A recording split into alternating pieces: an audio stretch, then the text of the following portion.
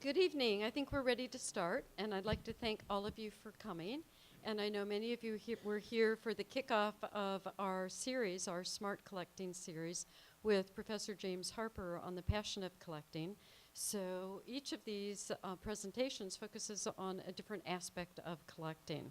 And I'm just so excited about these panels and our guests. So I know that you will agree with me by the end of this program that you were so happy you came. But I want to thank Michael Stocker and MCS Family Wealth Advisors for sponsoring our SmART Collecting series.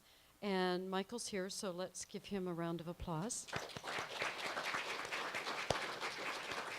And one of Michael's goals, as well as ours, is to keep discussions like this going and to create a collectors club or group for our region. And there are, some of you may have this, but there is a very short survey that if you are interested in continuing dialogue with other collectors or learning more about collecting, if you could fill this out, it will tell us what kind of programs you'd like us to do. So by the end of the series, we can get back together and know that you're interested in keeping programs going and that we can plan those with you. So you're going to hear this from me each time. So if you haven't done your survey, you're going to do it before the end of this series. So tonight, we're going to talk about collecting and connoisseurship and the role that so many different specialists have in helping to develop collectors, as well as we're going to hear from Roger Saydack as well in terms of his own collection. So I think there's morsels that we're going to have throughout the program. I thought what I'd do is give an introduction for everyone now, rather than go up and down and up and down. And then in the order that I'm introducing them, they will come up and give their presentations, which talks pretty specifically about how they work with collectors and perhaps how they got to work with collectors. And then we will have a general conversation, panel discussion up here with Q&A. So start writing down your questions so you remember them by the end of that. So I'm going to start with Laura Paulson, who is chairman of Americas at Christie's and a senior international director in post-war and contemporary art. She is not only instrumental in guiding Christie's global sales strategies for post-war and contemporary art, but also driving the company's success across many platforms, including Impressionism, modern art, old masters, American painting, and decorative arts, just to name a few. In addition, she has long-term relationships with museums and institutions worldwide, and continues to cultivate and support partnerships for their curatorial and development projects. She also devotes a significant amount of her expertise to appraisals and evaluations for both private collections and institutions. And at Christie's, she also works closely with the Cultural and Social Responsibility Group to extend support and funding for arts education and domestic and global environmental and social issues. Laura is no stranger to Eugene. She graduated from the University of Oregon in 1980 with a BA in art history and studied with Professor Sherwin Simmons, who I am thrilled is joining us today. We're already lamenting that he is retired, but we hope that he will have an afterlife with us. She moved to New York after receiving her degree to continue graduate studies in post-war and 20th century art at the Graduate Center of the City University of New York. And there she was privileged to study with such notable critics and art historians as Leo Steinberg, John Elderfield, Rosalind Krauss, and Robert Pincus Witten. She continued her studies while working at the David McKee Gallery, working with artists and collectors, and later served as director of Loring Augustine Gallery in New York. She joined, this is condensed. No, because I mean, I think it's important that people know, I mean, you're one of us too, but you have just a fabulous career and you should know more about what she does because these may lead you to questions too. She joined Christie's in 1989 and has been instrumental in securing many notable and important consignments from both collectors, artists, and institutions. including work from the collection of Virginia Dawn and the estates of Lawrence Alloway, Henry Geldzahler, Alan Stone, Merce Cunningham, Leo Steinberg, and so many more. In May 2012, her 30-year relationship with the collector and philanthropist David N. Pincus culminated in securing the most important and comprehensive collection of abstract expressionism ever to appear in public, called Property from the Pincus Collection, which sold for over $174 million and became the highest total for any private collection in this category. The auction also set a new world record for a single work for a postmodern contemporary artist with the sale of a Mark Rothko work. Thank you for joining us today. Pablo Stugarensky, right? Brings over 25 years of public and private arts management experience to his leadership of Meta Arte, the consultancy he founded in 2005. Prior to forming this company, Pablo served as director of art collections for Vulcan Inc., where he represented the company's principals in the field and managed their extensive private collections and their public art efforts. His corporate expertise also included serving as director at Microsoft Art Collection for Microsoft Corporation, and later consulting to First and Goal Inc. in the formation of the public art program for, is it Quest? Is that how you say it? QWest? Field. Okay, now, okay, CenturyLink. For 5 years, Pablo led the Art and Public Spaces program for the Washington State Arts Commission, where he administered a statewide art acquisition initiative and worked to shape public policy in support of the arts. Early in his career as a program officer for the New York State Council on the Arts, he led grants administration processes to art organizations across the state. Pablo serves as a member of the Collections Committee of the Henry Art Gallery. He has previously served as a member of the Seattle Art Museum's Collections Committee and Olympic Sculpture Park Advisory Committee, and as a board member of Artists Trust, the Henry Art Gallery, the Foundation for Art Resources, and Northwest Film Forum. He is a frequent panelist for international artist selection and award programs, and is a friend of ours, and we thank you for what you do for our museum as well. Clarke opened Clarke Gallery in 2002 in downtown Eugene. For 10 years, the gallery's focus was historical and contemporary painters in Oregon, including the current work of her artist parents, Margaret Coe and Mark Clarke. At the present time, she is co-owner of 2 galleries in downtown Eugene, Schrager and Clarke Gallery, and the Art Annex. She has an academic background in visual and graphic arts and has served as an art juror for numerous venues around the state, including Eugene's Mayor's Art Show and Oregon State University's Art About Agriculture exhibition. Karin was honored to be a member of the action team which helped organize our Living Legacies exhibition and was instrumental in helping to arrange many of the wonderful loans that are in that show. Born in Taiwan, Juan Hui Ping Lin studied law at Soochow University in Taipei.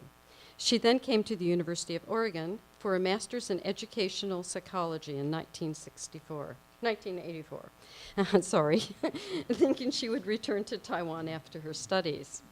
However, she always loved art and art history, and when the possibility of further study at the UO presented itself, she stayed. While finishing her PhD in art education, which she received in 1991, she volunteered as a docent at this museum. In 1989, she returned to Taiwan to conduct research at the National Palace Museum, where she studied with curator Na Liang, a renowned scholar in the field of Chinese painting and jade. In 1992, she opened the White Lotus Gallery with her partner Dick Easley, and together they have enjoyed over 20 years of business, providing the community with Asian and Northwest artwork. Chief Curator of Collections and Asian Art is Rose Kitagawa, who has been here 3 years now and has come to us from the Harvard University Art Museums. She's also worked at the Boston Museum of Fine Arts and the Art Institute of Chicago, being in curatorial work for 17 years. A specialist in Japanese art with a deep interest in traditional narrative painting, lacquer, calligraphy, prints, and textiles, and a knowledge of Chinese and Korean art, Anne Rose has benefited from her experience with great collectors and collections in both municipal and university settings. Danielle Knapp began working as our McCosh Curatorial Fellow in 2010, following her graduation from the University of Oregon with an MA in Art History and a graduate certificate in Museum Studies. She has been our McCosh Associate Curator since January 2012. Right. 13, right. Danielle has worked with collectors at both museums and commercial galleries. Her previous internships included the Museum of Northwest Arts and Culture's Arts and Work Gallery and the Lorinda Knight Gallery in Spokane, Washington. Her research interests include historical and contemporary Northwest regional art, especially looking at the role of museums and academic institutions in shaping regional trends in the arts. And we are delighted to have with us Roger Saydack, who began collecting years ago when he was a boy in Detroit, Michigan. He started with baseball cards, comic books, rocks, and fossils, and look where he's come now. As a boy, Roger was also introduced to the world of arts through regular trips to the Detroit Art Institute, first with his father and sister, then on his own, and by drawing portraits of characters he found at family gatherings, at school and on the street. In college, Roger studied philosophy, music, and painting, and met his wife, Elaine Bernat. His college studies led him to law school a few years later. Shortly after Roger and Elaine moved to Oregon in 1973, they discovered the Oregon modernist painters, most especially C.S. Price, at the Portland Art Museum and later at Timberland Lodge. They began collecting these painters around 1980, and Roger has studied and researched Price and these painters extensively, as well as the American and European modernists who were their predecessors and contemporaries. He has curated museum and gallery exhibitions and written articles and essays about Price, Charles Heaney, David McCosh, and Nelson Sandgren, and he is an author of the exhibition catalog C.S. Price, Landscape, Image, and Spirit. I think I will stop there. We can always ask more questions about them, but this isn't about just me reading you to tell you who's here. So now, please welcome Laura Paulson.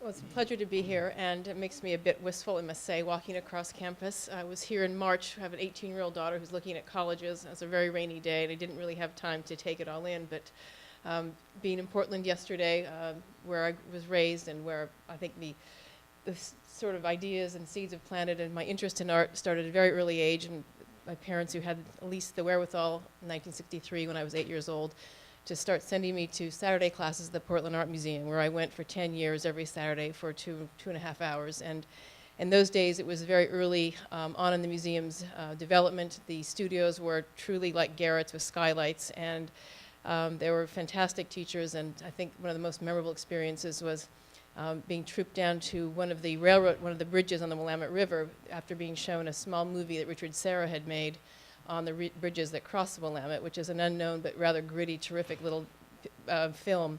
And then we sat there and drew stick and ink. And we did great projects. And every morning, even though the museum was not huge, it was fairly comprehensive. And I remember learning that flesh wasn't flesh-colored, looking at a Jelensky. And those things certainly inspired me. Thinking at once I wanted to be an artist, I learned well enough that I probably didn't have the strength to do that, or the confidence in a way, but it was certainly an important thing in terms of my experience working with artists later in my career, because that aspect of understanding when a work is finished, understanding it going out into the world, and the anxiety and the frustration and the competition and the desire to create is something that was very important. So where I work in a very highly commercial world, we have to remember that these aren't just commercial objects. They were at one point something that was in a studio that had a thought process, and it was a very emotional experience. And I have to say that my experience in Portland, and then I have to thank Sherwin again, because it was really an enlightening experience from the very beginning in art history, my freshman year all the way through. And it was the classes which were so inspirational and looking at art in a way that was so broad and so different that really pushed me forward into looking at art history. And then, of course, not finishing my graduate degree, but it was at the time in New York, and it was all very exciting. And in the commercial world and galleries and working with artists directly was an inspiration as well. But the essence and the basis and the knowledge from those early days have served me well, and it's been exciting because what I do in terms of an auction house is so comprehensive, and you find yourself working in scholarship as well as the more crass commercial aspects of what we see the art world in its own difficult way, which is, I think the headlines are sometimes distracting for collectors who want to collect, and this is what we want to talk about a bit today. I don't really know where to begin because the collecting world is so broad. It's, while a very big world and the headlines talk about pictures that sell for hundreds of millions of dollars, it's only one part of the story and one part of the aspect of collecting. I think it's such an incredible journey in being here, or being in Portland, or being in New York, or being in Europe, or being in Mumbai. There's such a global world now, and so many things have been opened up to give people the full experience, and so many cultures that have not had that exposure and inspiration, that it's a very exciting time to look at the broadest aspect of things. My central focus is the 20th century, and primarily post-war, which is basically from 1945 until yesterday. I work at Christie's. Christie's is located in Midtown Manhattan on 49th Street between 5th and 6th Avenues at Rockefeller Center, across from NBC. This is the entrance of our building at 20 Rockefeller Center. We had actually this Louise Bourgeois spider, which had been in the collection of a collector in Calistoga in his winery, and so we brought it across country, plopped it down here, and it was a great thing, and it sold very well, but just gives you an idea of the ambiance of what it looks like. And we have Solowit was actually commissioned to do our lobby gallery, which is the colors you see behind. Inside the window you see a Lichtenstein painting that was sold.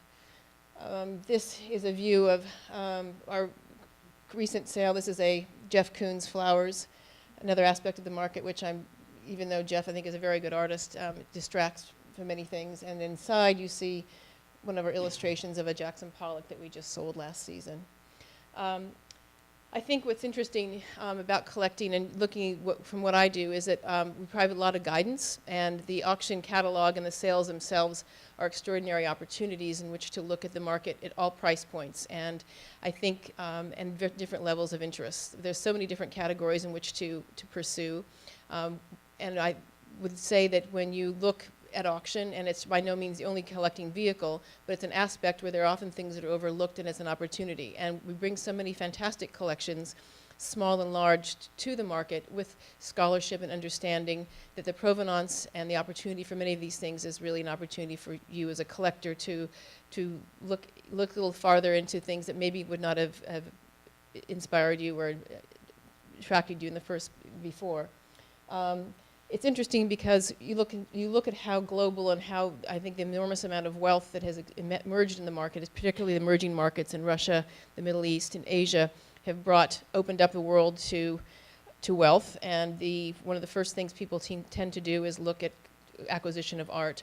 In many of these countries, their first thought is their own patrimony, where they haven't had access to their own collections, so they are looking to buy jade and classic Chinese paintings, but they start to understand the international aspect of the market, Western art, and we've seen that aspect of things influence the collecting world as well as the auction prices. So in 10 years' time, we've really tripled what we've sold, which doesn't necessarily mean anything, except that it shows to you the expansiveness and the way collecting has expanded its reach, and people living with art, understanding artists, going to galleries, going to art fairs has become a much larger world, and certainly when I entered the world in 1980 in New York.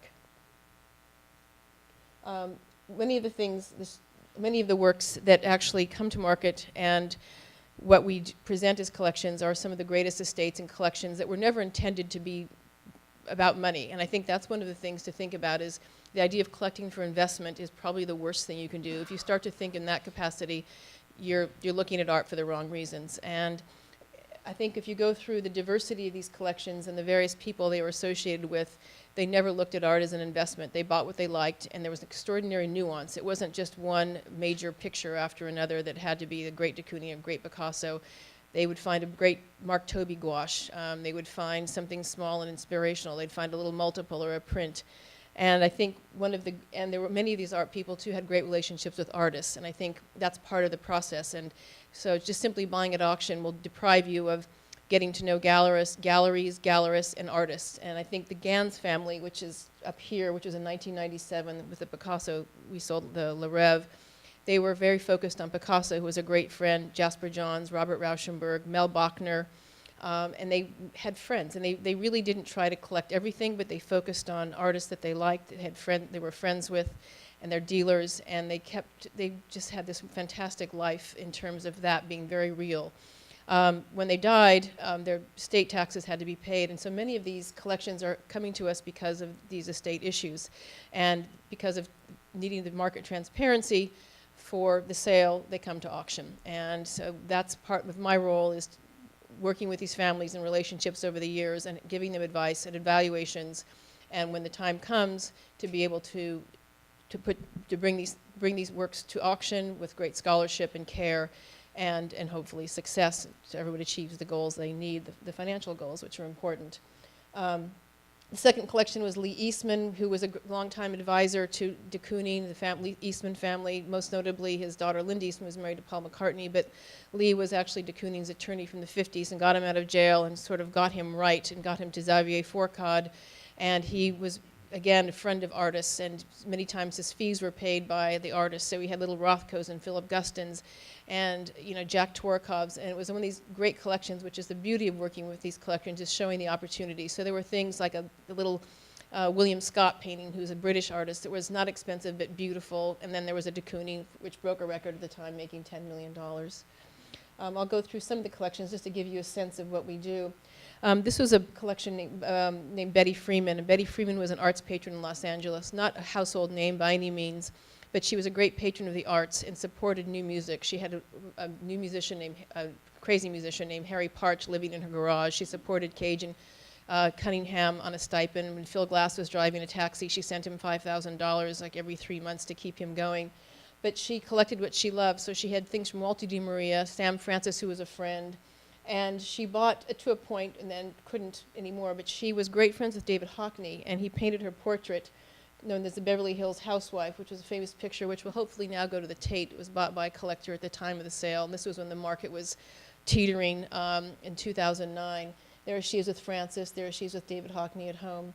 And it was a fantastic collection to work on because she also took great photographs. So there was a photograph of Steve Reich, the new musician, with Henry Geldzaler, who's wearing a python jacket, sitting on the floor, with Pandit Prannath, who was did gamelan music, and with Hockney and Celia Birtwell. I mean, just these moments that you can't create. So in my job, what I do is having that experience again is quite extraordinary, and bringing it to the world and the public to find opportunities to be a part of it is also wonderful. She had the two best Ken Prices I've loved, plus Cornell.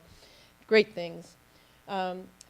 Following that, because I'd worked with Betty Freeman, a woman named Laura Kuhn, who's head of the John Cage Trust, had been Betty's first assistant when she was working at UCSD, University of San Diego. And she called me because Merce had just died, and I had worked with some various people. The Foundation for Contemporary Arts was something that Johns and Rauschenberg founded at a time when they were trying to, and Merce, to help artists who needed support. So I had the great privilege of going to Merce and John's studio. This one side was their studio, and then we did a sale, and there were everything from a small Tom Marioni to a great John's called Dancers on the Plain, and to see that, again, that nuance and that just things that came into their lives that were just fantastic. A beautiful Dorothea Tanning drawing, little things, but they were maybe $4,000 or $5,000, which certainly is money, but it's also something that is accessible. But it was really terrific. On the other end of the scale, we had, which sort of started to define the market, is the Picasso you see on the far wall, which was sold, still remains the highest price of work ever sold at art, for $102 million. And this is of Mrs. Sidney Brodie, who lived in Beverly Hills and had put this collection together long over time. She passed away. The estate was being sold. And it was not a huge collection, but a beautiful Brock, a wonderful Calder, great prints. And it was very, very personal. And she lived in a very interesting designed house by a man named A. Quincy Jones. So there's this whole moment of time. And what's inspirational is to see what got collectors going and where they started. And sometimes it was something very minor, very small, like a print, but gaining confidence and understanding and having dialogue. And again, relationships with dealers and with artists is, I think, always a single most common element that runs through people's interest in collecting and building those relationships. And that's why, as much as I support the auction houses and become a part of it, I do want to encourage people to extend their reach beyond just that. Michael Crichton was an enigma. He was very, very, very, very private, and no one actually knew that he had been collecting to the degree that he had. He had a long relationship with Jasper Johns and authored one of the first exhibition catalog in the Whitney in 1977. He started collecting with the advice of a woman named Margot Levin, who was a legendary dealer in Los Angeles, very interesting person, worked closely with Oldenburg, with Jasper, had a particular interest in works on paper. One of the first to show Rudolf Stingel, who's now the rage, and there in 95, she was showing him have anyone else. She just closed the gallery, sort of retiring, but it was really a force in the early days of Los Angeles and that support. Michael's collection went from Picasso to Tom Friedman, and what I love is the Rorschach that you see of a collector, because you look at these collections side by side and everything shows a personality. And time and patience and not running out and buying everything at once or just having all the big names, but also the courage to do things that just excite you. He had beautiful Mark Tansey drawings, small and delicate. Picasso's, of course, in this John's flag. Lichtenstein, you really can't see, but a beautiful early Stella drawing that was, it just, that kind of thing. And going to his house in Los Angeles was just like walking into this treasure trove, and plus all of his writing and all of his other interests. It was fascinating to see a mind who was so articulate in his own way, but also had this whole other life in terms of his interest in art. This was one of my favorite and actually saddest. I think the difficult thing of what I do is often it's about loss. And so Robert Chapazian was a collector in Los Angeles. He was a very, very early scholar in Marcel Duchamp, which has always been a major interest of mine, important part of what I think about. And he also collected photography. He worked with he was on the Met's photography board for a fair amount of time and gave certain things. But he wrote great scholarship on early photography and also Proust. He was extremely generous. He did a lot of work for social causes, very quiet under the radar, then was the director of Gagosian Gallery when they opened the gallery in '95 in Los Angeles. And he never really went over the line in terms of becoming a dealer. In fact, he would actually tell people not to buy things, which was his famous, which I loved about him. He was just incredible. But his collection was really narrowed down. This is an interesting idea of a collector. He looked at Duchamp, Warhol, primarily, and then in the early photography, and certain aspects of photography, Man Ray, and then very extreme, some Atche, but very interesting things. And then he collected Maoist ceramics and propaganda, which was fascinating. But his exhibition was, you can see, we had these Warhols, we had the Duchamp Monte Carlo bond. He had one of the rarest in the collection, which had the Man Ray photograph of Duchamp with the shampoo, the suds in his hair. It was #1. Brillo boxes. It was a very small collection, but we had 21 Duchamps and 20 roto-reliefs. And we normally don't sell Duchamp in the post-war field, and it was so interesting because you brought the link where Duchamp has been so important and cited between Johns and Rauschenberg and Warhol, even up to Koons, Bruce Nauman, as being a force. And to see it in a collection so clearly was great. He had fantastic drawings. And again, not everything was having to be as iconic as Campbell's tomato soup can, which was wonderful, but very special things. And we did beautiful catalogs, and Robert Dean, who writes for the Ed Ruscha catalog, Raisonné, and contributed, and Robert was well known among scholars. So it was real tribute, And he gave 3 things, which was nice too, because many of these collections I failed to mention have also made significant gifts to institutions. And Robert gave a fantastic soup can to the Huntington. He gave another Warhol to LACMA, and made very, very specific gifts, and gave 2 photographs to Philadelphia, which was a fantastic early drawing for the Étant Donné. So it was nice to see. But estate taxes loom, and these things have to happen. So, and he wanted things to go to charity. Max Pilevsky, I won't go into, was a early, fascinating guy, interesting in terms of a collector because he started writing early programs for Bendix and then Intel, and was very, very private, grew up very poor in the Lower East Side in Manhattan, but he collected, which really reflected his interests, things that had organized in systems, so Leger, Lichtenstein, and Donald Judd, as well as De Stijl furniture, Rietveld. So there's a sort of sense of red, yellow, blue, and systems, and to see all that together was amazing. He gave a significant part of his decorative arts collection to LACMA, which really formed a core of its modernism, which was great. He also had antiquities. There was 4 Judds, but he had a fantastic Judd stack in this modernist house in Palm Springs. So again, it's so, you look at the personalities involved, and you can see, this is the Pincus collection. This is David and Jerry Pincus back in the 50s with an Alan Davey painting in their home. This is like 1963. This is the Rothko that made $86 million, which they bought at Marlborough in 1967 for about $30,000, which was a lot of money at the time. It was probably one of the most beautiful paintings I've ever experienced, which you can't see here. And you sort of take Rothko for granted, particularly in my field. I don't mean to be that way, but we have a Rothko this sale, a Rothko that sale. There's some better than others. But this was a picture that was actually transportive, and everyone who came to see it took their breath away. And it had this moment of that everything that Rothko was about, and it hung in Philadelphia on long-term loan, was badly lit, but somehow when it emerged in our sale room, with well lit and presented, it became an out-of-body experience, I have to tell you, and it was extraordinary. But at the same time, David collected Nan Goldin photographs. He was very interested in social causes, and when the AIDS crisis, and he did lots of work in Africa, and it was fascinating to see that he would have one of the most comprehensive collections of Nan Goldin as well as abstract expressionism. And again, there you see what drives a collector, and he wasn't able to collect at this level as he got older because obviously these prices have changed, but he looked into new generations, which I liked about collectors. He was 87 when he died and was continuing to collect, and and this is just a 3. There was a beautiful Barnett Newman. He had several de Koonings. He had great de Koonings. There were small Franz Klein drawings. And he gave significant amounts of work to the Philadelphia Art Museum, a great Oldenburg, fantastic Warhol, numerous things. So he'd been very generous along the years, as well as with his other philanthropy. Schulhof's one of my favorite collections. I think we're ending here. Rudolf and Heinrich Schulhof were New Yorkers. And they gave 83 works to the Peggy Guggenheim in Venice, which were just installed and unveiled this year.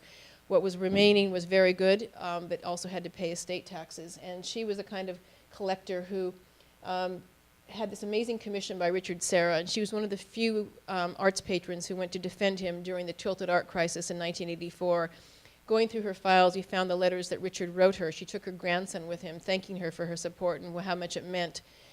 They commissioned him to make this incredibly beautiful work, which is hard to get the essence of it here, but it had this kind of almost sad elegance, the way it was so beautiful. I don't know, it kind of leaned, and we sold it at auction, actually, and it went to a fantastic young collector who is going to take care of it in the same way that the Schulhofs did. But to see a collector's passion and their commitment to the arts and to politics and to what they believe in for an artist was such a revelation. And so having the opportunity to read through in the ephemera, it really reinforces your sense of the power and the importance of collecting art and relationships with artists as well as institutions.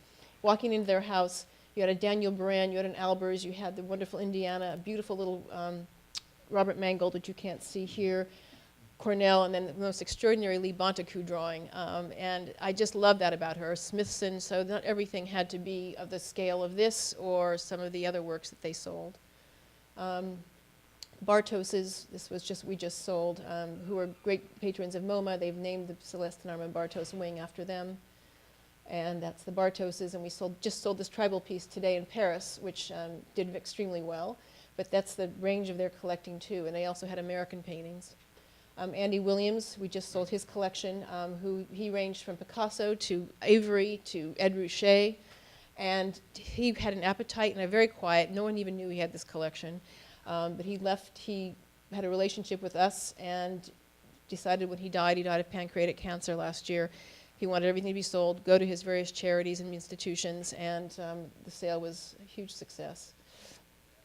And I just wanted to point out, we have other vehicles, the main auctions. This is a mid-season sale we call First Open. This is a small collection I worked on. It was a collector in Chicago who took Irving Sandler's book on art history and decided to try and buy a small work of every sort of artist named. And it was fantastic because this is just a small scope of it, but this Poussette Dart, a Dorothy Diener, there was a little Rothko, and there were so many beautiful little Larry Rivers, Jan Mueller. It was just fantastic. And it was such an opportunity for people who weren't going to buy that $86 million Rothko, but you can find something quite small that was in a price range, or there was a great little Michael Goldberg. And it was all about that generation, and it was really quite wonderful. So that sale has this price range, which is more accessible than some of the things I've been showing you. At the same time, we also champion the younger artists, and we do projects with these sales with artists.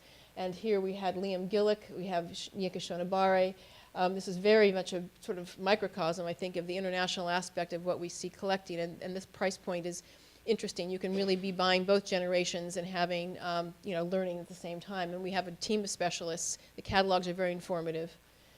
And that's a sale. That was selling the Rothko. This is a sale room. You're on the telephones. That's our auctioneer. And we have 450 sales, more than 31,000 works, but it's London and sale rooms around the country. So that's what we do. And I think that's just showing you the idea of what we do. I mean, my world, as I said, it's roll up your sleeves. I travel 24/7. I was in London and Chicago last week. I'm in San Francisco tomorrow. I go home, and then it all starts all over again. But because of doing evaluation work, the value of art has appreciated. It's a time when people are really looking to see how they're going to plan their giving, their estate planning, as well as collectors. We have a sales in London next week, calling for advice about things in the sale. So it's a very interesting time. I must say that it's somewhat daunting because there is so much money that has arrived in the market who really do not think twice about spending $86 million on a Rothko or $58 million on a Pollock, and you can't deny that, and it's almost otherworldly. What's sad is many of these people really rely just simply on those kind of sales to buy, and they don't venture into the world. They don't have institutional connections. So I don't really like that to make that about the story of collecting, because that's really not what it is. I think the real bones of collecting, the real essence of it, is looking at all of these things as you saw, the large and the small, the known and the unknown, and finding something that really speaks to you, and creating these relationships as you go forward, starting in your own town and hopefully venturing further. So, and just to give you a sense, I just wanted to show you, we do catalogs and single owner catalogs that talk about the history of the collection. So those are readily available and they're online. Schulhoff was one of my favorite. It was really a wonderful story. Eduardo Chillida, for example, and Ellsworth Kelly, and I mean, there's really, I can leave some of these. And then I'll wrap up with something that I was just very excited about. It's been a dream of mine, but Robert Rauschenberg's wife, Susan Weil, Christopher Rauschenberg, as you know, lives in Portland, Oregon, and has the Blue Sky Gallery, and he's been very instrumental. He went to Reed College. He's a friend. His mom had these 4 early drawings of Bob's that he brought her when he came back from his travels in North Africa and Italy with Cy Twombly after Black Mountain. They were split up at the time Christopher was born. But they were called these shirtboard drawings, and I had the privilege in my career to do the estate appraisals for both Rauschenberg and Sonnabend, and each and Ileana Sonnabend is legendary, and Rauschenberg's own personal collection was extraordinary as well, because so many artists trade. But these drawings were a subject of an exhibition by Walter Hopps at the Guggenheim in '88 about the early work, and they're all these wonderful collages. He literally carried a studio on his back and a backpack, getting things from market stalls, in Tangiers, Italy, it's fantastic things, and cutting things up and putting them together. But the whole idea of the combine, the collage, was born at this instance. Before that, it had been the white paintings, the black paintings, but the whole idea of arrangement, the found objects, the layering. And Sue Weil who's an artist in her own right, had 4 of the best, and the others were all either in the Sonderman Estate or the Rauschenberg Foundation. So I'd always dreamed of having the opportunity, and knew Christopher, knew the attorney, and she called and said, you know, it's time. So one of my favorite was this beautiful collage with this locomotive. We did a beautiful book about their relationship. It was nice because she's planning, she has children and legacy, and this was estimated $350 to $450, and it sold for like $900,000, but it was going now to an institution, and it was a missing link for many museums. Oh, shoot. All right. But it was very exciting. So, and then 2 others were quite small. They weren't as much money, but they were great to the story. So it was those are the things that excite me and keep me going through the long travels and everything else. But just to know Sue Weil, to reconnect with Christopher, and that whole story was something I found, inspirational, and it keeps you going. So that's that. I guess we'll have questions afterwards. Yeah. And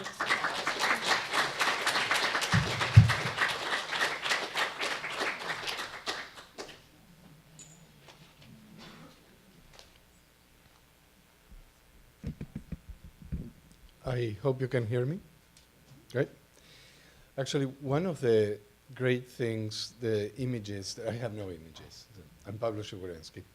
One of the great thing about the images that Laura showed is that it's from exhibitions of their sales in their galleries. And it is a great opportunity to take a look at works that are still in private hands. So I always recommend going to see the exhibition previews because there are some extraordinary works, and they do a great job in presenting the material. So I'm an art advisor, and I thought I would tell you a little bit about my story, where I come from, and how that informs what I do and what I do for clients. So I have an accent. I'm from Argentina. Originally, I also, like Laura, attended artist atelier since I was 5 or 6. My parents sent me to an artist atelier, a friend of theirs, and I just love it from that time. And I think when I was about 12 years old, I told myself, if I can live my life around the arts, I will be a happy guy. And it's worked out. So my interest was not only in making art and understanding art, but also I was always interested in the process of validation of artists and artworks. How do we think about artists in society? How do we look at art and understanding how it becomes part of our environment or not? Or, I was shocked going to friends' houses and seeing that they had no artwork on the wall or no books or how it worked. And this is part, how do we value it and how does it become part of our conversations within ourselves and with our friends?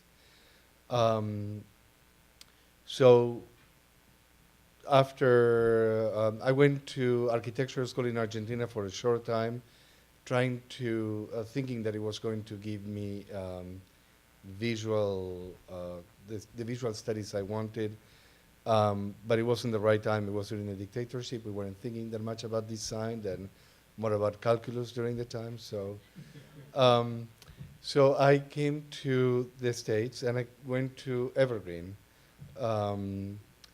which was a great opportunity for me because I had so much frustration from going to college there, and this was a place that said, what do you want to do? So because of how they are set up there, I had an internship at the Seattle Art Museum. I worked on individual projects, taking a look at the governance system between in museums and institutions in the US compared to Latin America. In Latin America, it's very vertical. We have a new president, they get a new minister of culture, they get new directors of museums, so there is no continuity. And so I was very fascinated by, again, the process of how we present art to the community and think about it.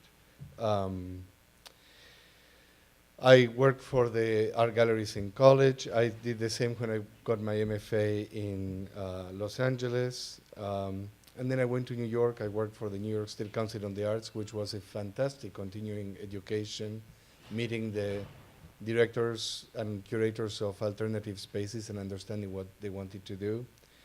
And then I came back to Washington State to run the Art in Public Places program for the Arts Commission. So I had 10 years in, I thought that government spending tax money in art was a great thing for government to do. And I spent 10 years working on that. And at the same time, I felt that I had seen enough of government. And when the opportunity came to try to be the director of the Microsoft Art Collection, it was wonderful. And because I like committees, it was great to work with the art committee too. Then I went to a very important private collection, and I worked there for 7 years. And then for the last 8 years, I've been running my own art consulting business.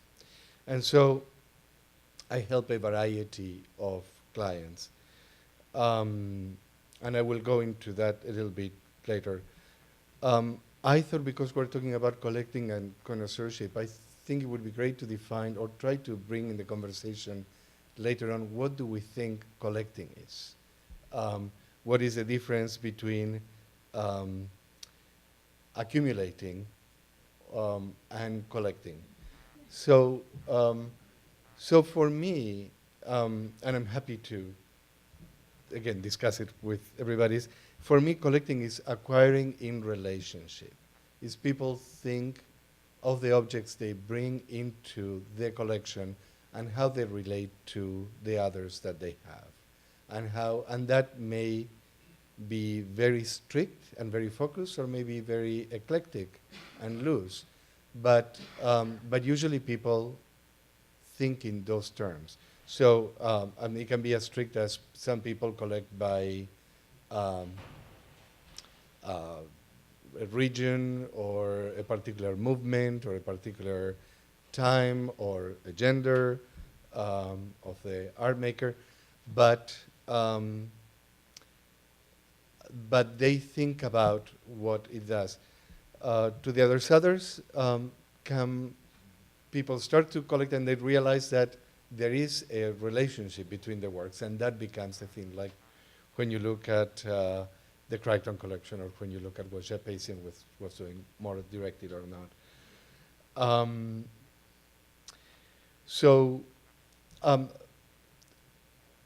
I have these clients that we work on. I try to help them think in relation to the collection when they bring a new object.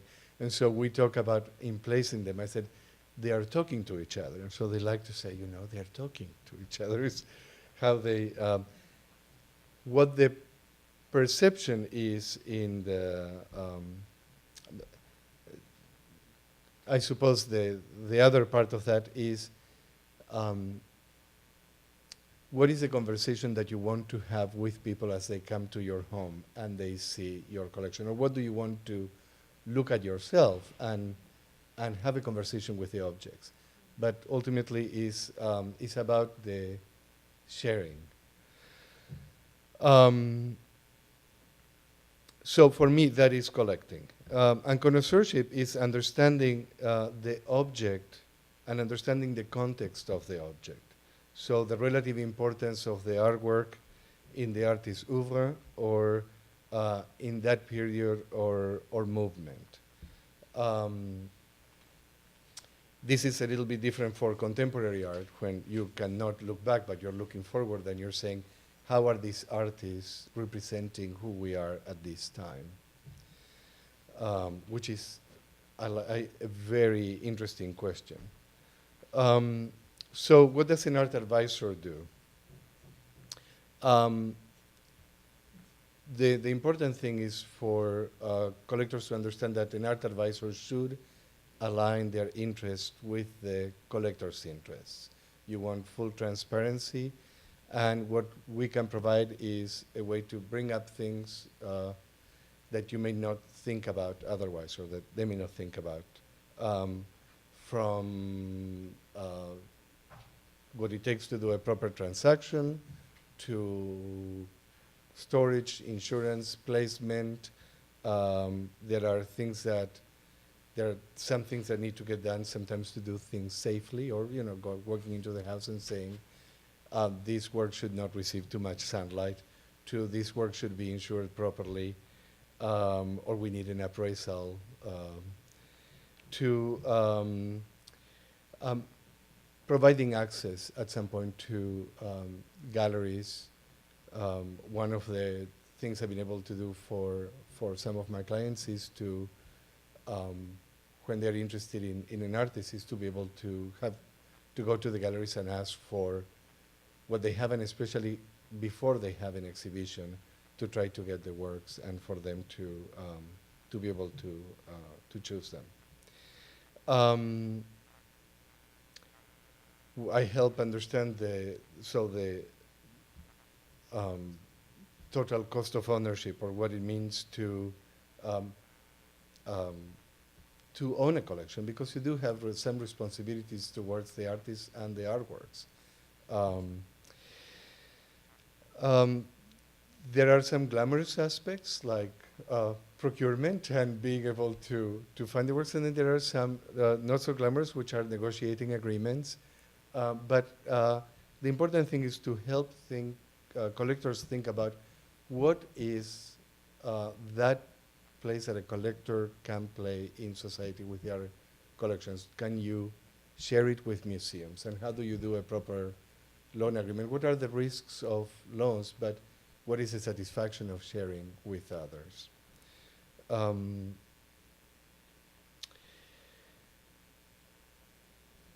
I think at this time I will leave it here in the interest of time, and we can have more Q&A later. Thank you.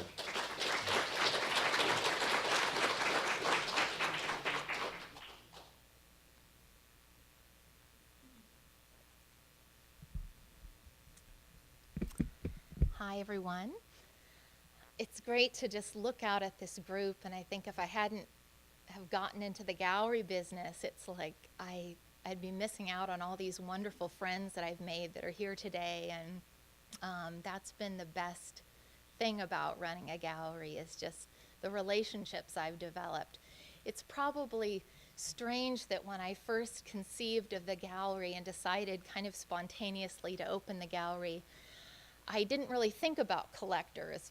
I just thought about the artwork. Like, this is what was my vision. It was more like, I want to have great work, and I want to have cohesive shows. I want to present things nicely. That was kind of like the first couple months, and then I opened the doors.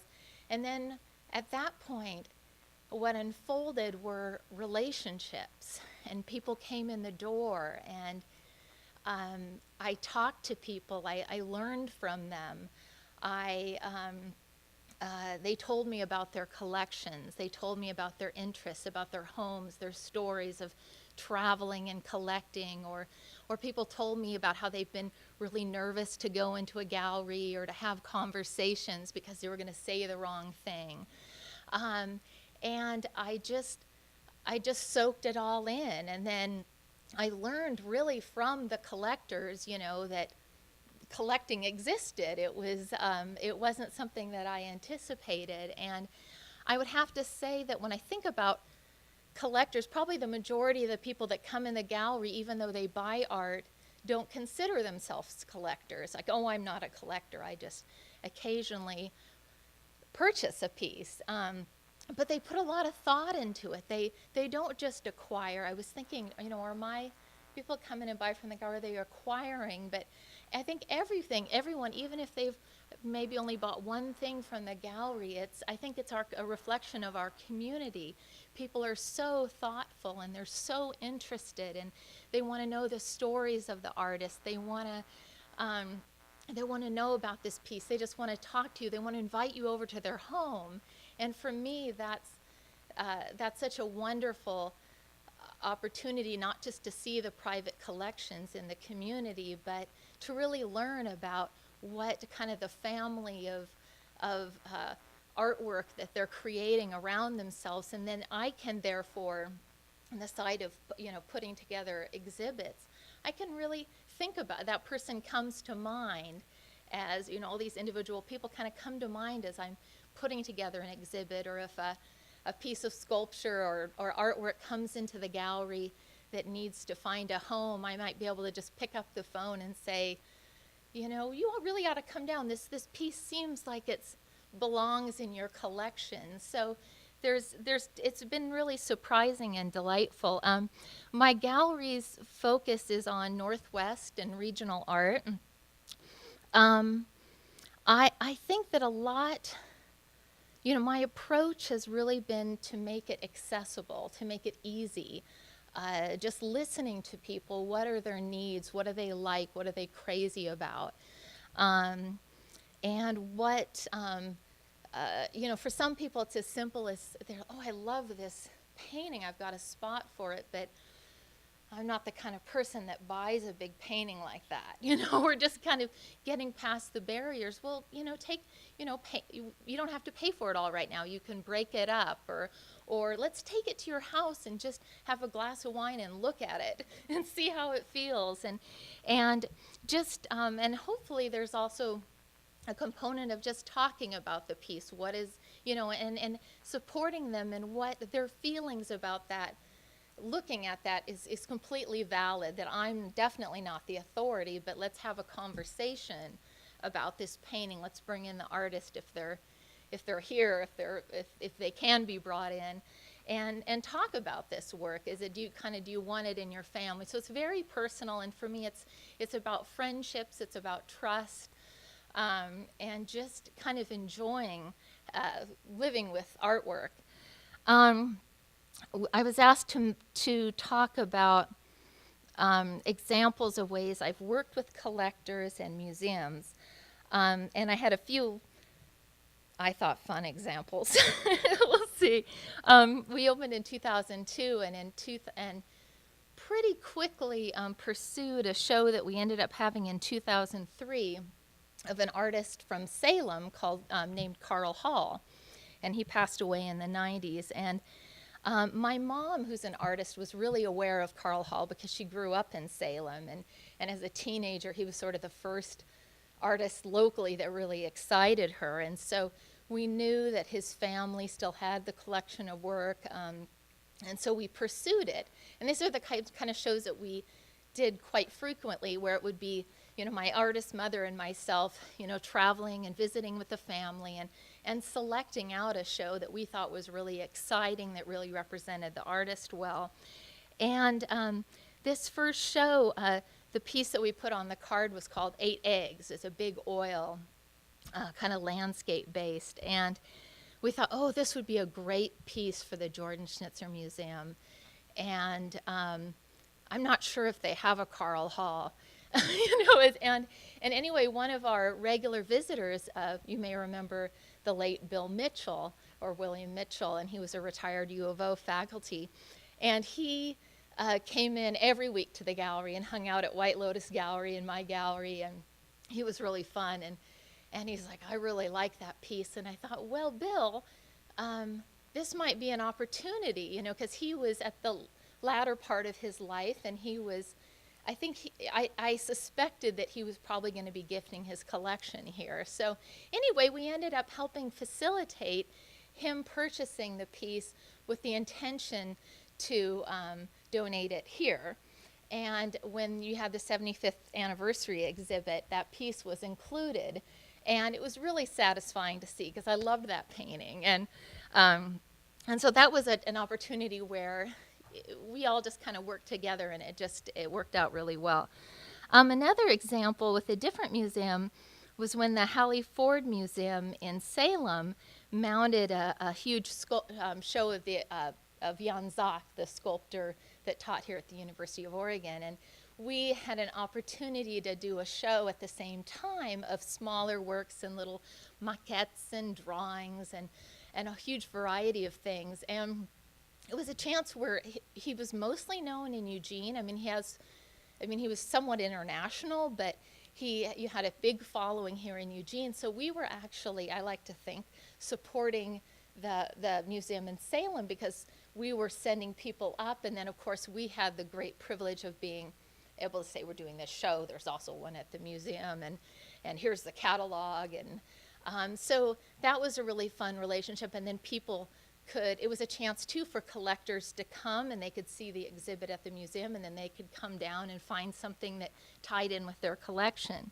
And then finally, I'd say the series of shows I'm the most proud of were the David McCosh shows that Roger Saydack, our own Roger Saydack, curated, and as well as 2 shows of Ann Kutka McCosh. And that was really working with the museum, working with Danielle Knapp, and Roger, painstakingly going through all the works in the McCosh collection that's owned by the University of Oregon and housed and cared for here at the museum. And that was really, such a great experience, because first of all, to be able to present to the community a show that's very focused. You have an artist who's created work for decades and decades, and people might think of him of his later work, or they might just know him of his early work. But to be able to kind of pull out really succinct sections of his work or themes, and to present that to the community, and to have an educational component where we did slideshows, and Roger did lectures, and we had some McCosh students that presented, and in addition, the gallery's done artist demonstrations and things like that, and that's a way that we can, kind of help educate the community as well, and they can participate and learn, and we can all reminisce about the artist together. So anyway, those were just really fantastic opportunities, and really, I think about having the David McCosh shows. It's such the core of what we've done with the gallery, because so many of the artists that we show that are now living, they have ties and roots to McCosh. Maybe they've studied with McCosh, or they were influenced by him, and the gallery's kind of a extended family in a way. And I like to think of collectors and my relationships with the artists and everybody at the museum. It's sort of like an extended family, and we're kind of just coming together to celebrate this artwork. And so thank you so much.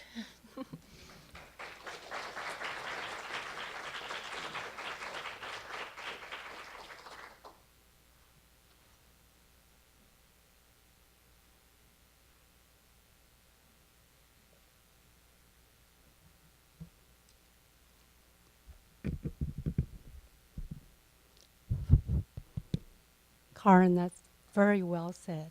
Thank you. It's a great honor to be here and to have served this community for over 20 years. And I wouldn't be here if not because of your support. And I want to thank you all.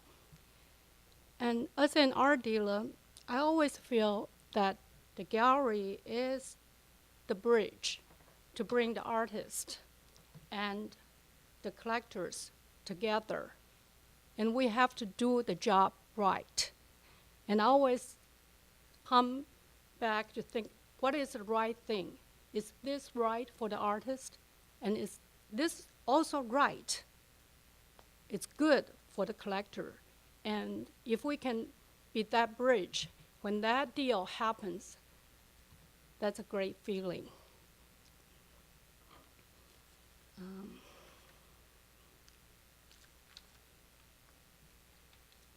And then one of the reasons that Dick and I opened the gallery, I have to say, is to sort of satisfy my own interest in collecting.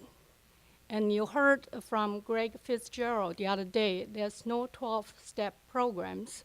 So once you get into it, you are interested in studying the collection, you are interested in knowing the artist, you are interested in helping the collectors to research, to find a niche to fit into their collections. So it is a challenge, but it's also a great challenge, as you have heard from the previous speakers, that when you know, and that will work, and you just try, and then you say, oh my God, it's after 20 years, I finally got to do it. And that's very exciting.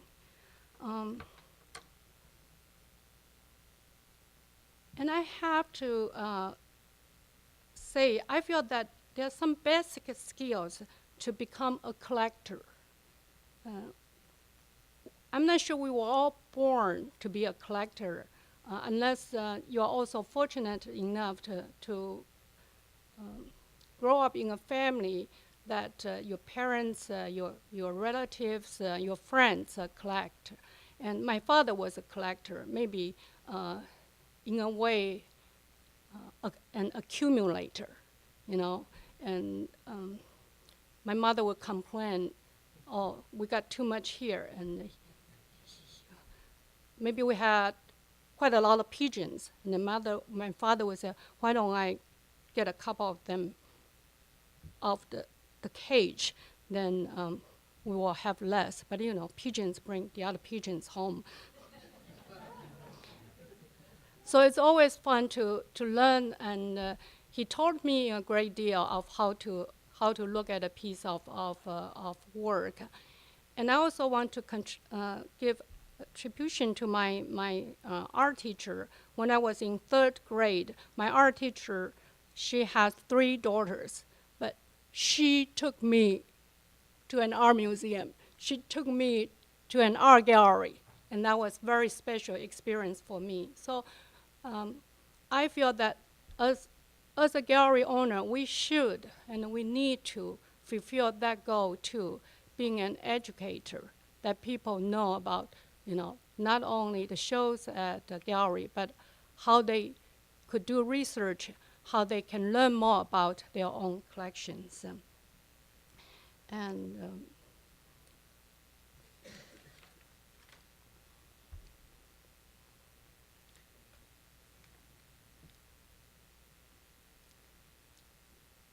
I put down a couple of notes, so I'm just going to briefly talk about it. I feel that we have to be true to our own taste, to know what we like, and pursue that interest. And in this regards, we can always talk to friends, talk to gallery owners, talk to museum educators, and then refine your interest. But don't buy a piece just because somebody has that artist's work. And don't be afraid to ask questions, and don't be afraid to experiment. You may end up back where you started, but if you experiment a little bit, you know, it will open another door for you. And I always feel a great collection is always evolving, and the same with a gallery. And so I'm continuing to collect. It's very seldom I say I run out of wall spaces, because I always try to find a place to bring the piece home, to have a conversation with the piece, and to learn more about the piece.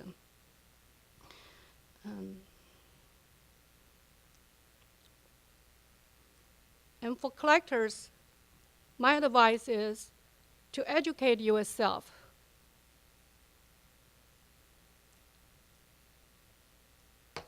And there are many books, there are many people out there will share that interest, will want to exchange information with you. And it's a great journey when you learn more about your own collection, or when you see a piece at a museum and you say, how wonderful if I can bring that piece home to live with me. And it is a disease, but it's a wonderful disease to have. let me give a couple of examples of how we help the collectors, how we work with the collectors. I don't know how many of you are willing to raise your hands that I am a collector.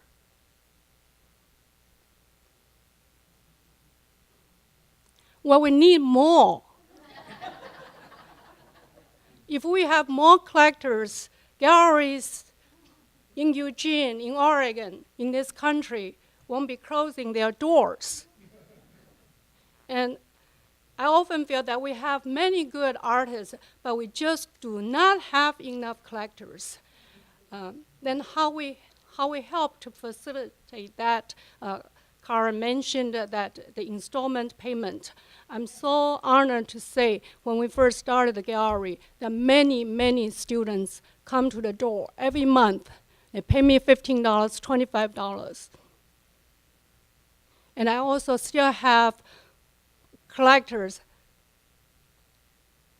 just put credit card number on my book, and every month we charge them $200, $400. They trust us. We have to do the right thing and help them to build up their collections, small or big. Help them to know how they're going to enjoy their work, how that work is going to enrich their lives. It's great that if their collection can sell XYZ money, it is also wonderful they have lived with that collection of work and that have enriched their life, their children's life, and I also like to talk a little bit on the artist side. We also need to help the emerging artist. And it's very difficult, honestly, for an art gallery in the beginning to bring in an emerging artist because the community is not familiar with that artist's work, it's not a well-known name. But I feel after a period of the time, it is our job as an art dealer to help to shape the collectors, the community's eye. Take a look at, some great young emerging artists in a way that we can all feel very proud we are in that product process. I'm very proud to say, and the timing was also very good for us. In the early 90s, we have worked with a number of artists, and I have to say the legal background helped. It's the first time the artists even know there's something called a contract exists. And they need to pay the gallery the commission. They need to frame the work. So it's part of the educational process, but it is great. After you get to know the artist, you get to know the family, and it is also wonderful. I remember the first time at that time you couldn't bring a check to China. There's no way that I can cash that check. So you bring cash back to them. And this artist, one of his work is upstairs. He looked at me, he said, "This may be a small amount of money for you. But with this money, I can send 12 cousins and nieces back to school." And I thought, oh my God, how am I going to drop you? I never can drop you out with. It is just a great moment to know that you are nurturing a relationship. You are helping another generation of artists. And now I'm getting back to my own collecting a little bit. I kind of jump a little bit. I know we often say that we have to focus on the area we know, fill into the gaps so you have a great collection. I think I know and I appreciate that kind of approach, but I just also like to think outside the box too. Follow your instinct feeling. If you like something, try it and take it in, particularly when it's so affordable. And when I go to Japan, my heart still beats, and not because of the sushi, but also, I know I'm going to see some new work. And I always like to reserve just a couple hours for myself. As a collector, I'm not buying for you, I'm buying for myself. I would go to the textile store and then look for, the intricate weaving, or because of its history, because of its social, content. And I think that's a great reward for me to say, it's wonderful. I can relate to the culture and the people. I appreciate. Okay, thank you.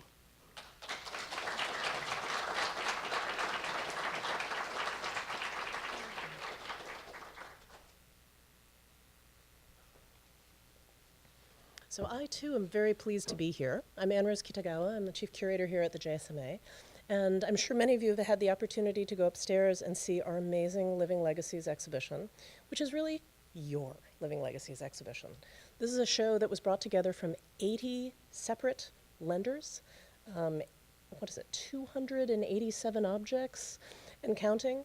It's a great moment for this museum because it provides so many opportunities. The opportunities to experience all of these wonderful works of art that our neighbors are so kindly sharing with us. An opportunity for the academic community to focus on artists and artwork that we don't usually get to see. And an opportunity for us to develop all of these relationships. Today, when I was sort of jotting down notes to myself about collecting, what's important about collecting, I too came down to the word relationships. It's all about relationships. It's about that electric relationship between people and art, and the relationship between people and people.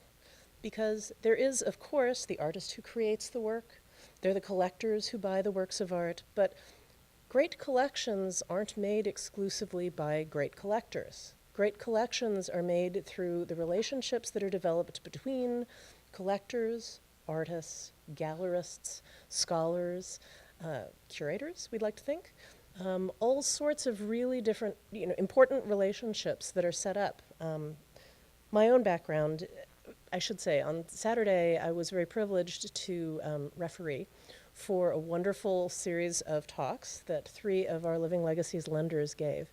And Keith Achapole gave wonderful introduction to his talk about what it was that galvanized him. And he talked about going to the Art Institute as a child and looking at the label next to Seurat's The Déjeuner sur le Grand Jatte, and seeing that there was a name underneath it and asking about, what does that name mean, grandmother? And grandmother explaining that that means that that person, that couple, loved this work of art so much, lived with it, and then decided that they wanted to share it with other people. And that was really a galvanizing moment, and it is for all of us. We are a public art museum. We are a university art museum. And I've had the privilege of working with many different institutions. I grew up on the campus of the University of Chicago, where my parents were both professors. And I think my earliest museum memories are really of going to the Oriental Institute, Oriental as in Middle East, not East Asia, as I do now, and laying down next to the mummies.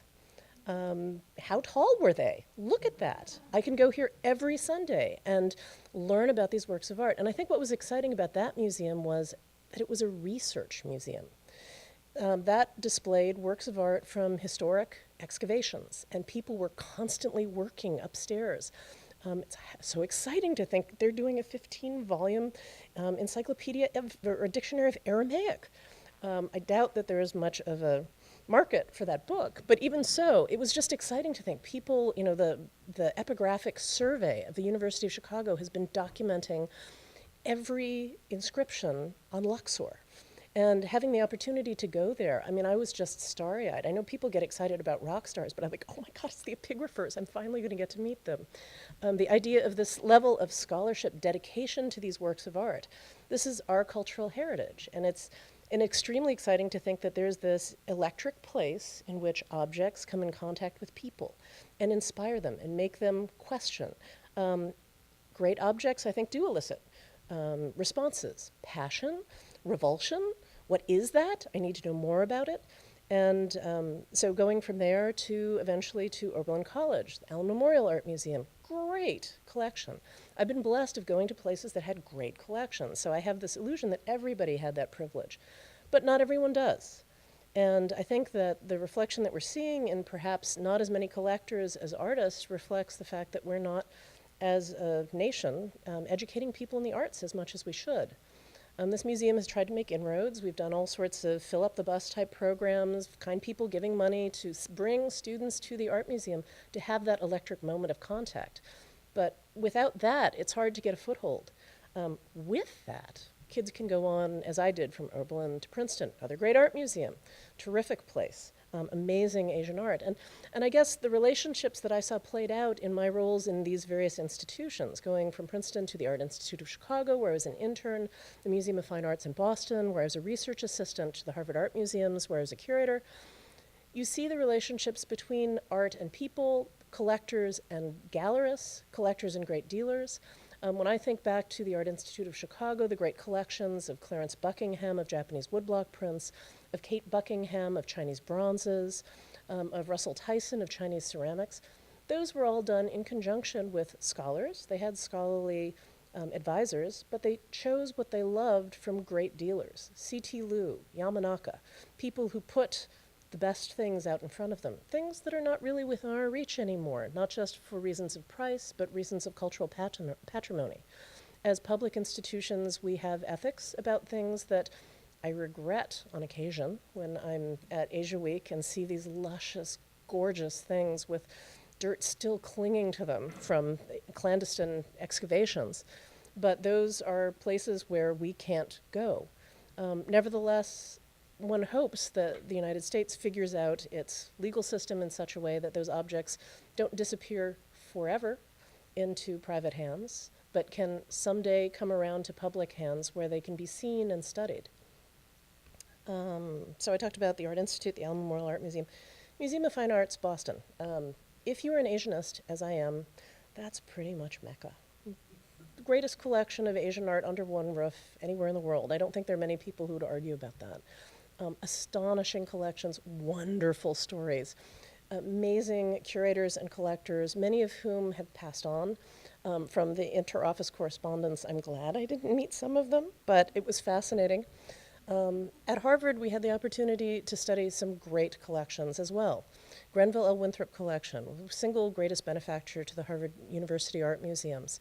When he died, he gave everything, lock, stock, and barrel to the museums. Sadly, his relationship with his own children had waned, and at the time of World War II, university art museum personnel went and collected things from his home, and thanks to his generosity, Harvard has the greatest collection of Chinese bronzes, the single greatest collection of early archaic Chinese jades, amazing Chinese Buddhist sculpture, and, oh yeah, all those pre-Raphaelite things as well. Some wonderful works of art in many different categories.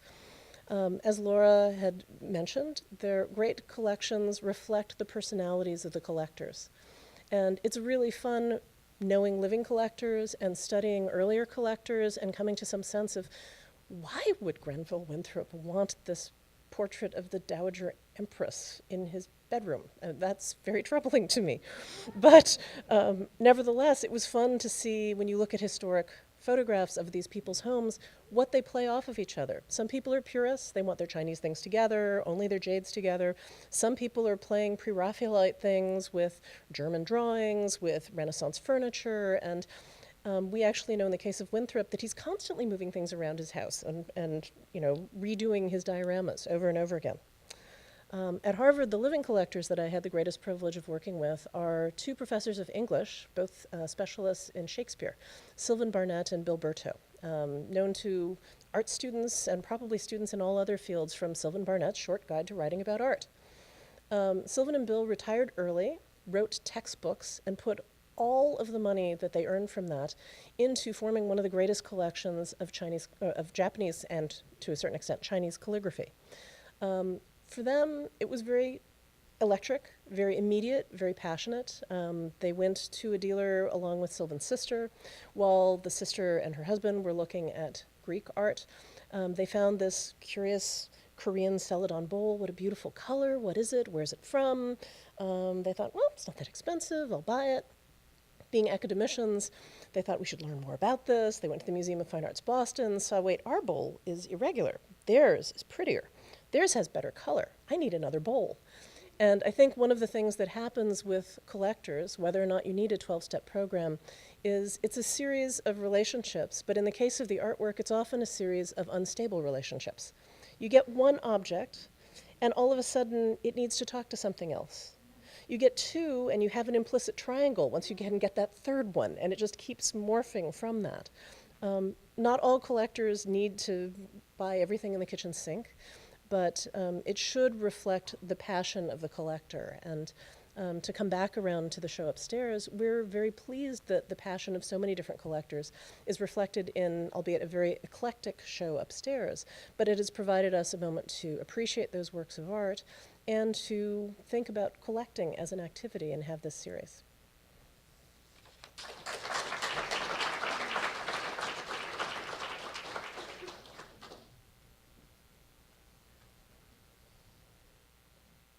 Hello, I'm Danielle Knapp. I'm the McCosh Associate Curator here at the museum, and I worked with Ann Rose and many other of our staff in putting together Living Legacies exhibition. So a lot of the collectors are people who I got to know personally through their very kind invitations to allow me into their home and to experience firsthand the sincerity of these relationships they have with the artists and dealers they've worked with, and their excitement for their collection. And that's been a really exciting experience for me as someone new in my chosen career field, to have met so many people who have spent so much of their life dedicated to pursuing this passion. So I just am really grateful for that opportunity. In thinking about what to talk about today, in preparing my comments, I wasn't quite sure what direction my comments might go. Knowing I'd be following so many distinguished, interesting speakers, I've been taking notes on things I responded to. So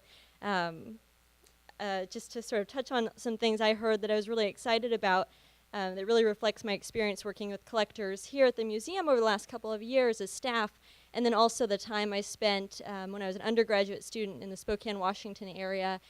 During my senior year, I had the opportunity to work in 2 internships in 2 different commercial galleries.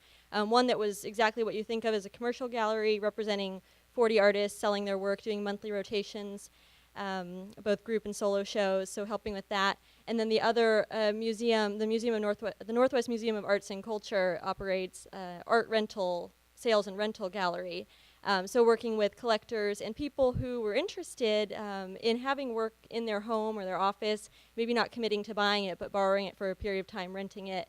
Over that year, that first experience of working with people who are collectors, who are art lovers, what really strikes me now then, but especially thinking back to that time now, several years later, and several years in the museum context later, is thinking about how even then, when a lot of it came down to money that was being exchanged, the conversations I was having with the collectors and the people who visited the galleries was never focused on the money. It was always about the art. It was always a discussion about what excited them about the art we were showing them, what was available to them, how it fit into what they wanted to do with the space they live in or work in, what they wanted to see every day.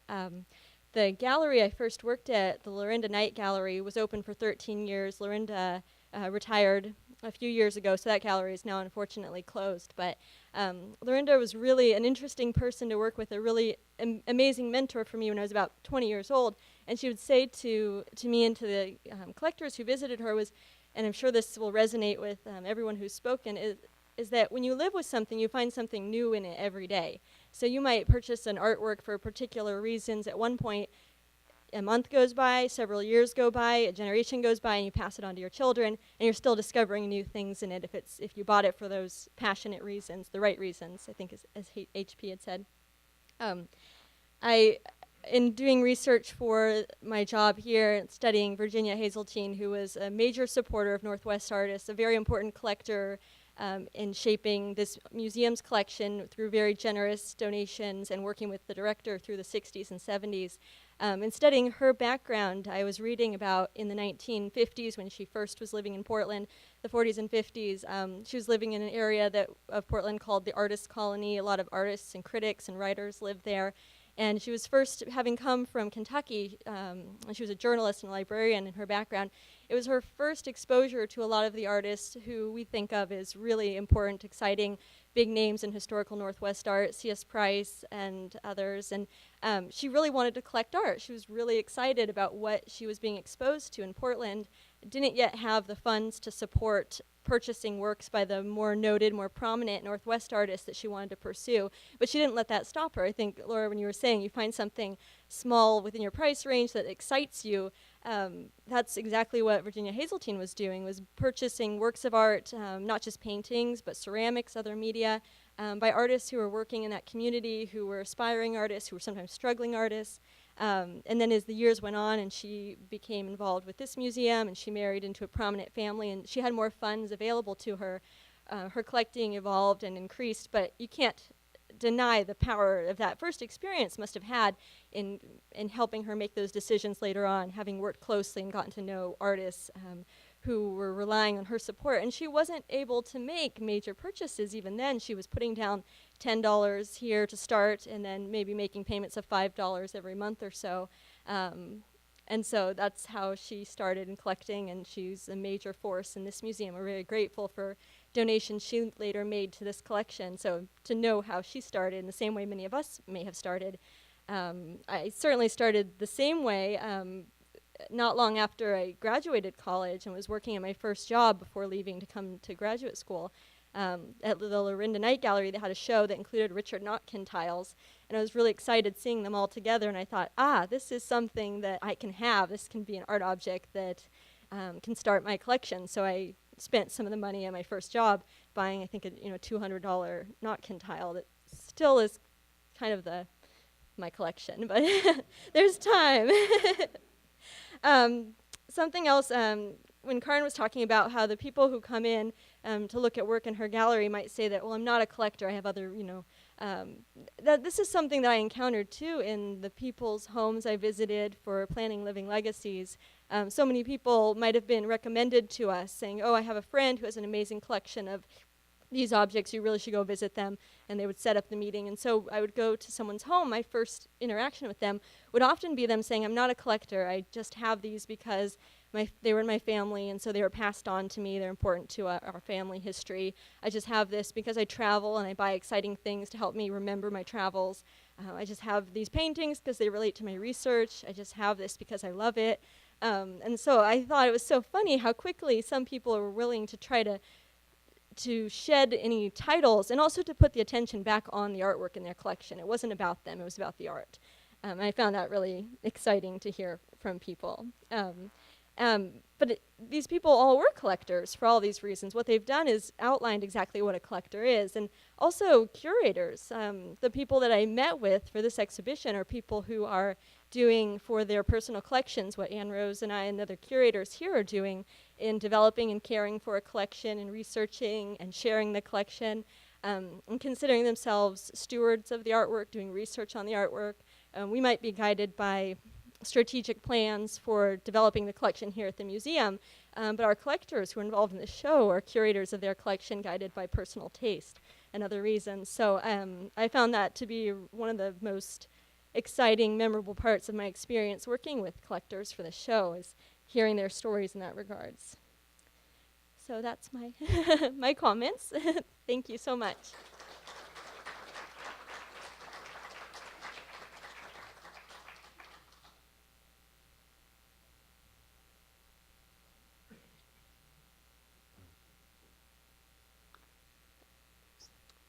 Well, I'm Roger Saydack, and I'm really pleased to be on this panel. There's so many wonderful perspectives. It's just delightful to hear.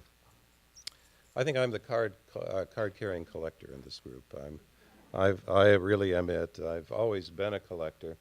As Jill said, I had the greatest baseball card and comic book collection in my neighborhood when I was a kid in Detroit. I built it piece by piece using the money I made as a paperboy and through some very shrewd trades with my little friends. Unlike a lot of kids, my mother didn't throw it all out when I went to college. She gave it to my younger cousins, who I am sure are now living in luxury in the south of France. I discovered the arts early on as a kid. Detroit was a great city in those years, a fascinating mix of blue-collar and white-collar, highbrow and lowbrow. People from all over the world lived in Detroit, and they brought their traditions and cultures and their artistic passions and heritages with them. The city had a fine art museum, the Detroit Art Institute, a great orchestra, the Detroit Symphony, and I think that the blue-collar aspect of the culture there placed a premium on authenticity in the arts that ranged from the grit of the music of Motown to the really honest and wonderful paintings in the museum's collection, like Bruegel's Wedding Dance and a terrific self-portrait by Van Gogh. My father made a point to introduce me to all of this. He wasn't a patron of the arts. I didn't grow up with paintings on the walls, but he respected the arts, and he would take my sister and me to visit the art museum a couple of times each year before I could get around the city on my own. And it was during those visits with my dad, and then a little later on my own, that I picked up 2 or 3 things about the visual arts that have stayed with me over the years. The first is that a painting isn't just something you look at. It's something you experience. A painting is a world of its own, and you need to step into it to appreciate it. We do this all the time with movies or novels. We get completely absorbed in them. Paintings are exactly the same. Sometimes they're a summary of an experience the artist had that you can have as well if you give the painting a chance to unfold. Sometimes they might be an emotion or a state of mind or a sensation of beauty or order. The point is, you don't get any of that by glancing at a painting as you walk by, no more than you would by glancing at a novel as you walk by the shelf in the bookstore. And that brings me to the second point. Most art, at least the art that I'm interested in, is an attempt to communicate something. Stories, emotions, feelings, observations. But artists speak in visual languages that are often very personal. Visual arts like poetry or music, because it communicates what can't be said directly in words. What I found then and still find to be true today is that some artists just speak my language. I recognize them as kindred spirits right away. Even if it takes study and reflection to get the most out of their art, if the artist is a kindred spirit, I know right away when I see the work that I'm with a friend. And those are the artists who I end up collecting. My great passion as a collector is the Oregon modernist and expressionist C.S. Price. The first painting I saw by Price was at the Detroit Art Institute when I was a kid. Its title is The Fisherman, and it's been on loan to this museum for quite some time. It's a big, rough-hewn painting of a man standing on the deck of a simple fishing boat out on the water, and he's facing us. He's cast out a large, luminous net, which is floating on the water alongside the boat towards us. I was fascinated by this painting when I first saw it as a kid. Who is this man? What is he fishing for? And why is he looking at me? The painting style was so direct and open, it was like the man had something to say to me. The colors had an inviting inner glow. They were dusky, like the light at the end of the day. It was one of those completely engaging paintings that asks more questions than it answers. And I knew from the first time I saw this work that Price is an artist who speaks directly to me. And that brings me to a third point. The question about art that interests me the most is, where does it come from? How did it come to be? Why did the artist make this painting? The only way to answer this is to get to know the artist, learn everything about his life, everything he said, find out what his contemporaries said about him, get to know him as a person, not just a painter, and then study his work, all of it, in detail, from the earliest to the latest, in all phases and styles and in every medium. Study how it was made from a technical perspective. What paints and supports and tools did he use? What are his palettes? How does he combine his colors? How does he use them as highlights? How does he group his figures and build his forms? And then learn the process of his painting. How does he begin? What's the foundation he builds on? What happens to the work as he creates layers upon layers of paint? And how does he finish the painting? What does he leave for the end? This approach takes you into connoisseurship. You become so well acquainted with the artist's manner and method that you recognize his hand. It requires years of careful study, an understanding of the historical context in which the artist worked, and enough experience with the process of painting itself so that you can identify and appreciate the choices and decisions that he or she made as they worked. When you discover an artist that you really relate to, if you're a collector, you probably want to start looking for his work, and that's where dealers and the art market come in. A good dealer can be a great friend and guide for a collector. A dealer who's represented an artist for years knows the body of work, its breadth and its scope, its various style, its quality from piece to piece. And that's very important because not every artist hits a home run every time out. There's often a lot of variability. And a dealer with a lot of experience with an artist's work will be able to give you a good idea of the relative success of a particular piece.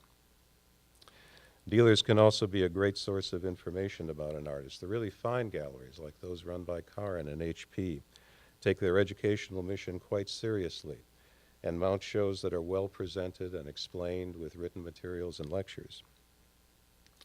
And a dealer who knows the market can give the collector good advice about the opportunity a particular piece presents. Paintings by C.S. Price, for example, are rare. He produced relatively few. Many of the important ones that were available late in his life are in museum collections now. So when an example of his work comes up that's of interest, it's helpful to know that there's going to be very few opportunities to buy his paintings, so you need to consider that one carefully. On the other hand, there are usually paintings available on the market by Charles Haney, especially his later works, so you can pick and choose among them quite a bit. But the early works by Haney, like the Expressionist paintings in the show here now, rarely come on the market. I found that a really good gallery can make all the difference to a collector. My wife and I started buying art in the early 1980s from the Image Gallery in Portland. Long since out of business, but it was the first dedicated art gallery in Portland that lasted more than a year or two. It was run by Barbara McClarty and her husband, the artist Jack McClarty, very informal and totally dedicated to the absolutely authentic and vital art of Oregon from the 1930s on. Their love for the art was infectious, and their price structure reflected the fact that most of the artists were little known and not part of the major gallery scene. So it made the art affordable for people like us. We bought many paintings from them over the years. We still have quite a few. Others we traded and sold as our tastes evolved and changed.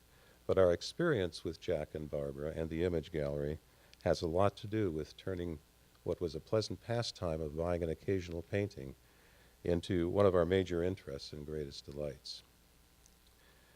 The process of buying paintings itself can be really very enjoyable.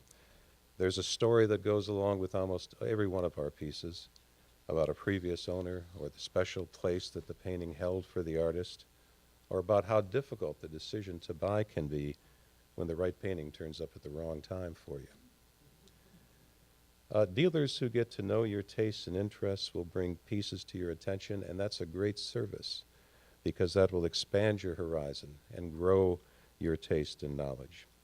And to the extent they can do so, a dealer can offer to help you to get to know a painting before you make a decision by letting you take it home on approval for a night or two. That's always helpful for the collector when it's feasible for the dealer.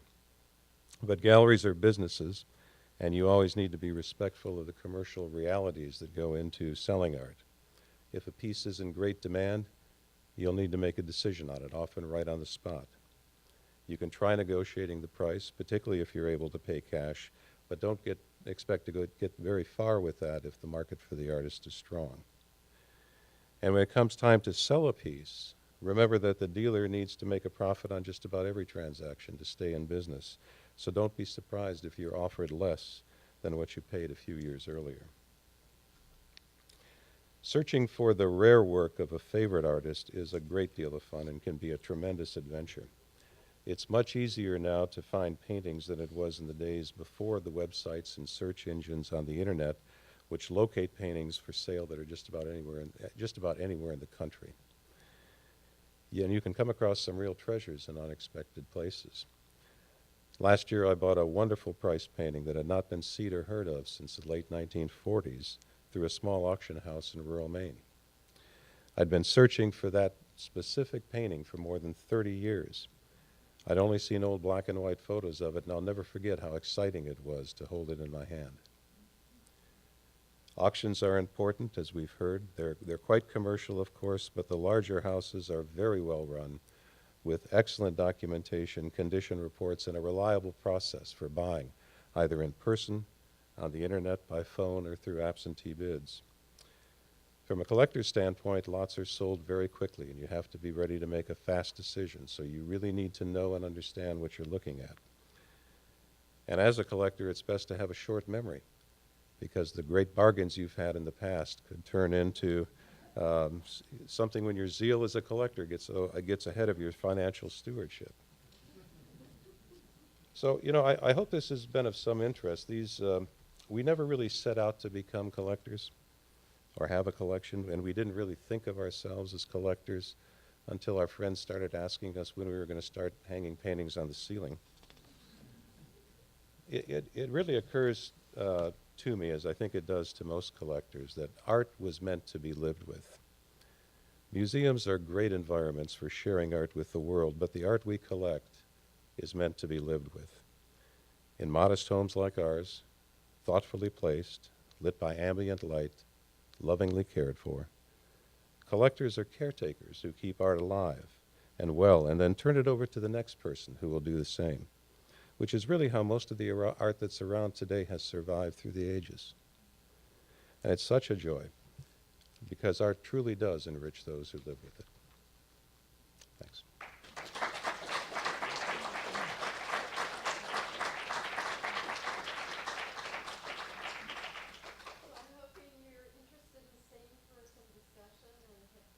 Questions, will I invite panelists to come up front?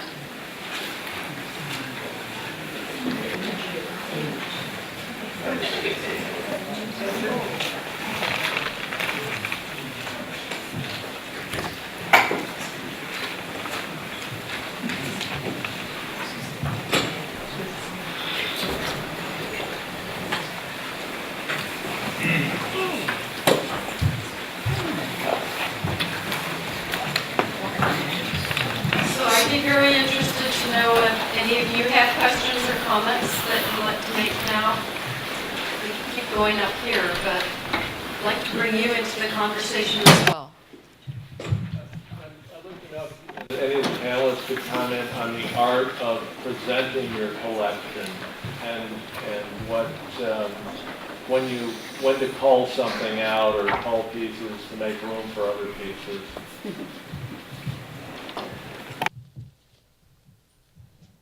You want to take that one? You know, that's often really tough. You buy things because you love them, you're very engaged with them, you're fascinated by them. With some pieces, there get to be a point, though, where you're finished with them.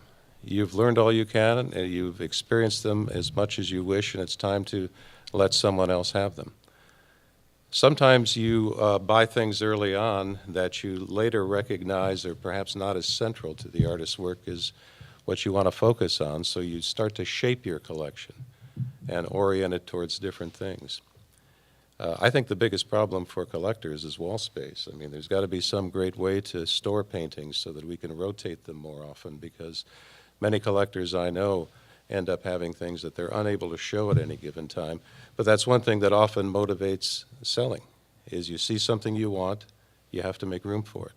So you need to make some tough choices about what you have to sell.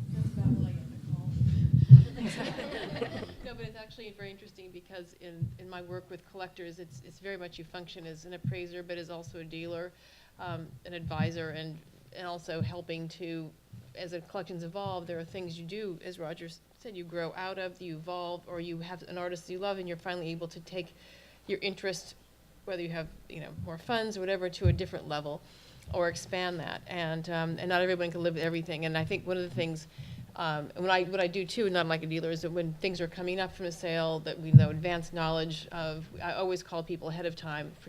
Like my dear friend Donald Young passed away, and I was working with his wife, and there's some very good Bruce Nauman work. So the minute that was set, I had 3 or 4 months to let people know, and then people said, well, if that's coming up, maybe I'll sell this. And there's sort of things that happen.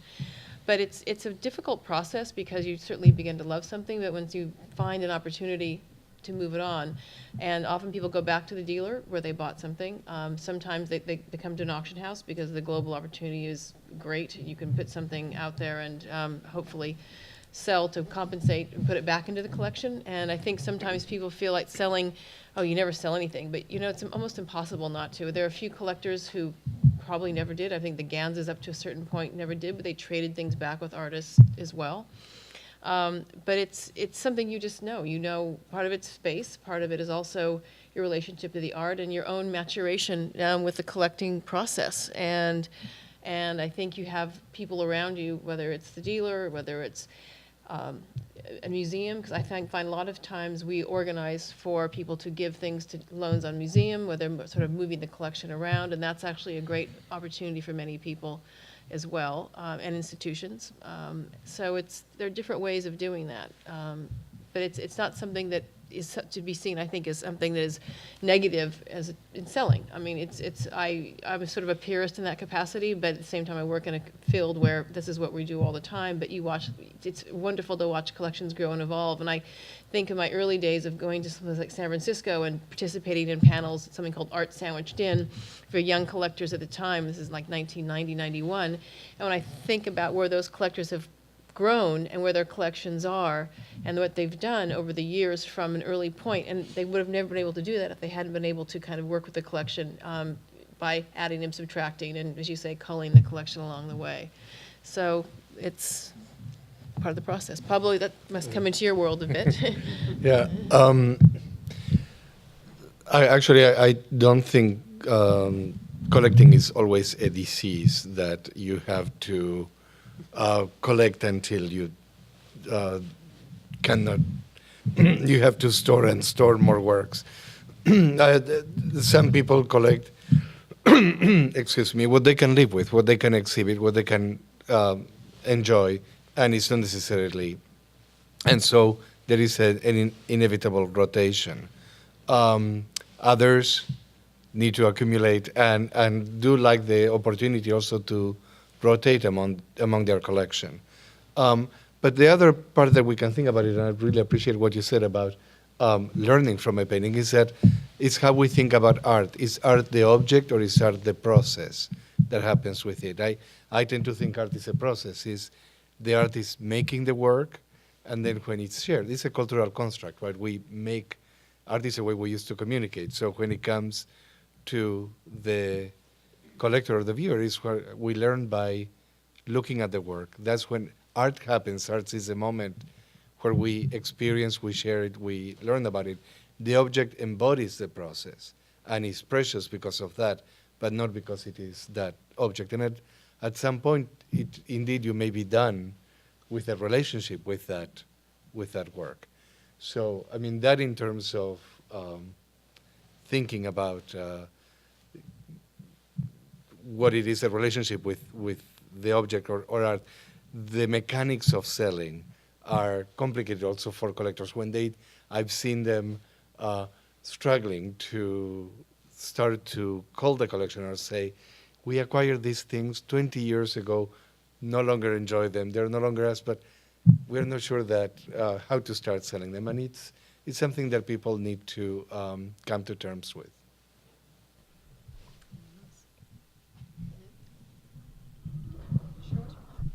Roger, I just wanted to thank you for what you said about the fisherman. I think that painting's been here since maybe the early 90s. I think we borrowed it from, for the new building. Right. And I just wanted to share something with you.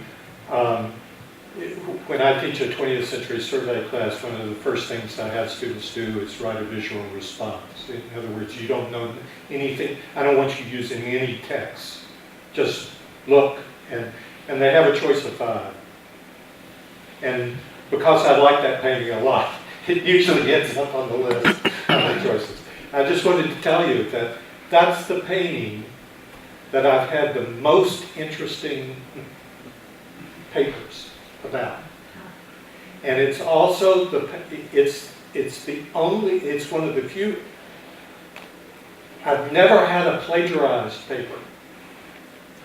I've had papers that are clearly conversations of two students with each other in front of the painting, but they came to different opinions about it. It's a great painting. That's really wonderful, and that really gets to the core of what fascinates me about Price and so many artists, is that they can have that kind of reaction. That's exactly what you're looking for. Thank you for sharing. I just want to add a little bit to Michael's question. I think it's a dream for us. We have a couple of collectors.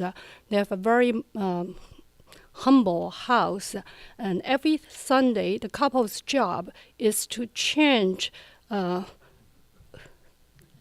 display of their collection, and so they the collection is well documented, and when they add another piece, we know now that they don't need additional frame for their artwork.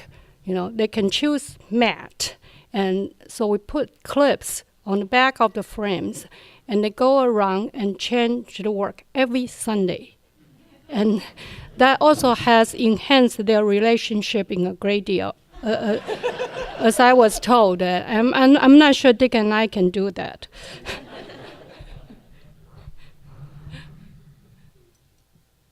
I've been collecting art for 50 years, but I've probably been giving art away for 40 of those. Because I realized, I think early on, that if I knew where the piece was going to go, I could go to it. So I never really had to give it up.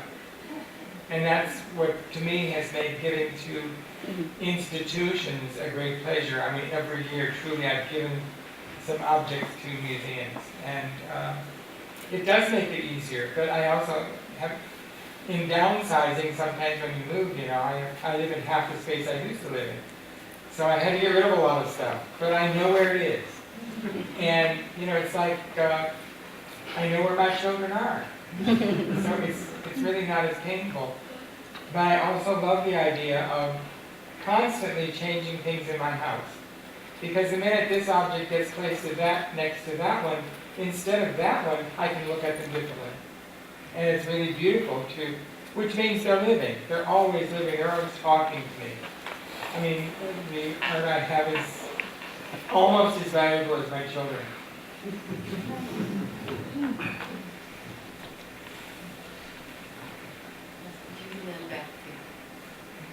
This is a standard sort of question, but what do you do when you're faced with the choice of whether or not to put in the sort of gallery or old-fashioned, Victorian-fashioned paintings on top of one another, filling a wall more than just at eye level? Like our salon hang gallery. I think it really depends if it's light sensitive. I mean, I would advocate, as HP was saying, rotation. If something is light sensitive, then you get the, every so often a refresh, and the artwork gets a rest, which is part of, that's why we do what we do in museums. I'm often shocked when I hear people say, you mean everything the art museum owns isn't up at all times? And you just think, well, A, I'd be out of the job. I mean, and B, that would be the most boring museum. I mean, no matter how wonderful the collection is, we pride ourselves in thinking displaying it, the juxtaposition of objects, creates dialogues between works of art and dialogues between the artists and the viewer. And so doing that in your house is curating your own collection, which can be great fun. But you can also do a salon hang. We have double hang and even triple hang now. So it's a possibility. It just takes a steady hand and a ladder and usually some help. Did you have a question first? Yes, I've seen no art restoration classes offered around here, and I think something like art restoration, even simple things, or art care, you're talking about lighting things, would be a wonderful thing to offer. you know, to take care of pieces that you picked up and maybe don't know if they're correctly being taken care of.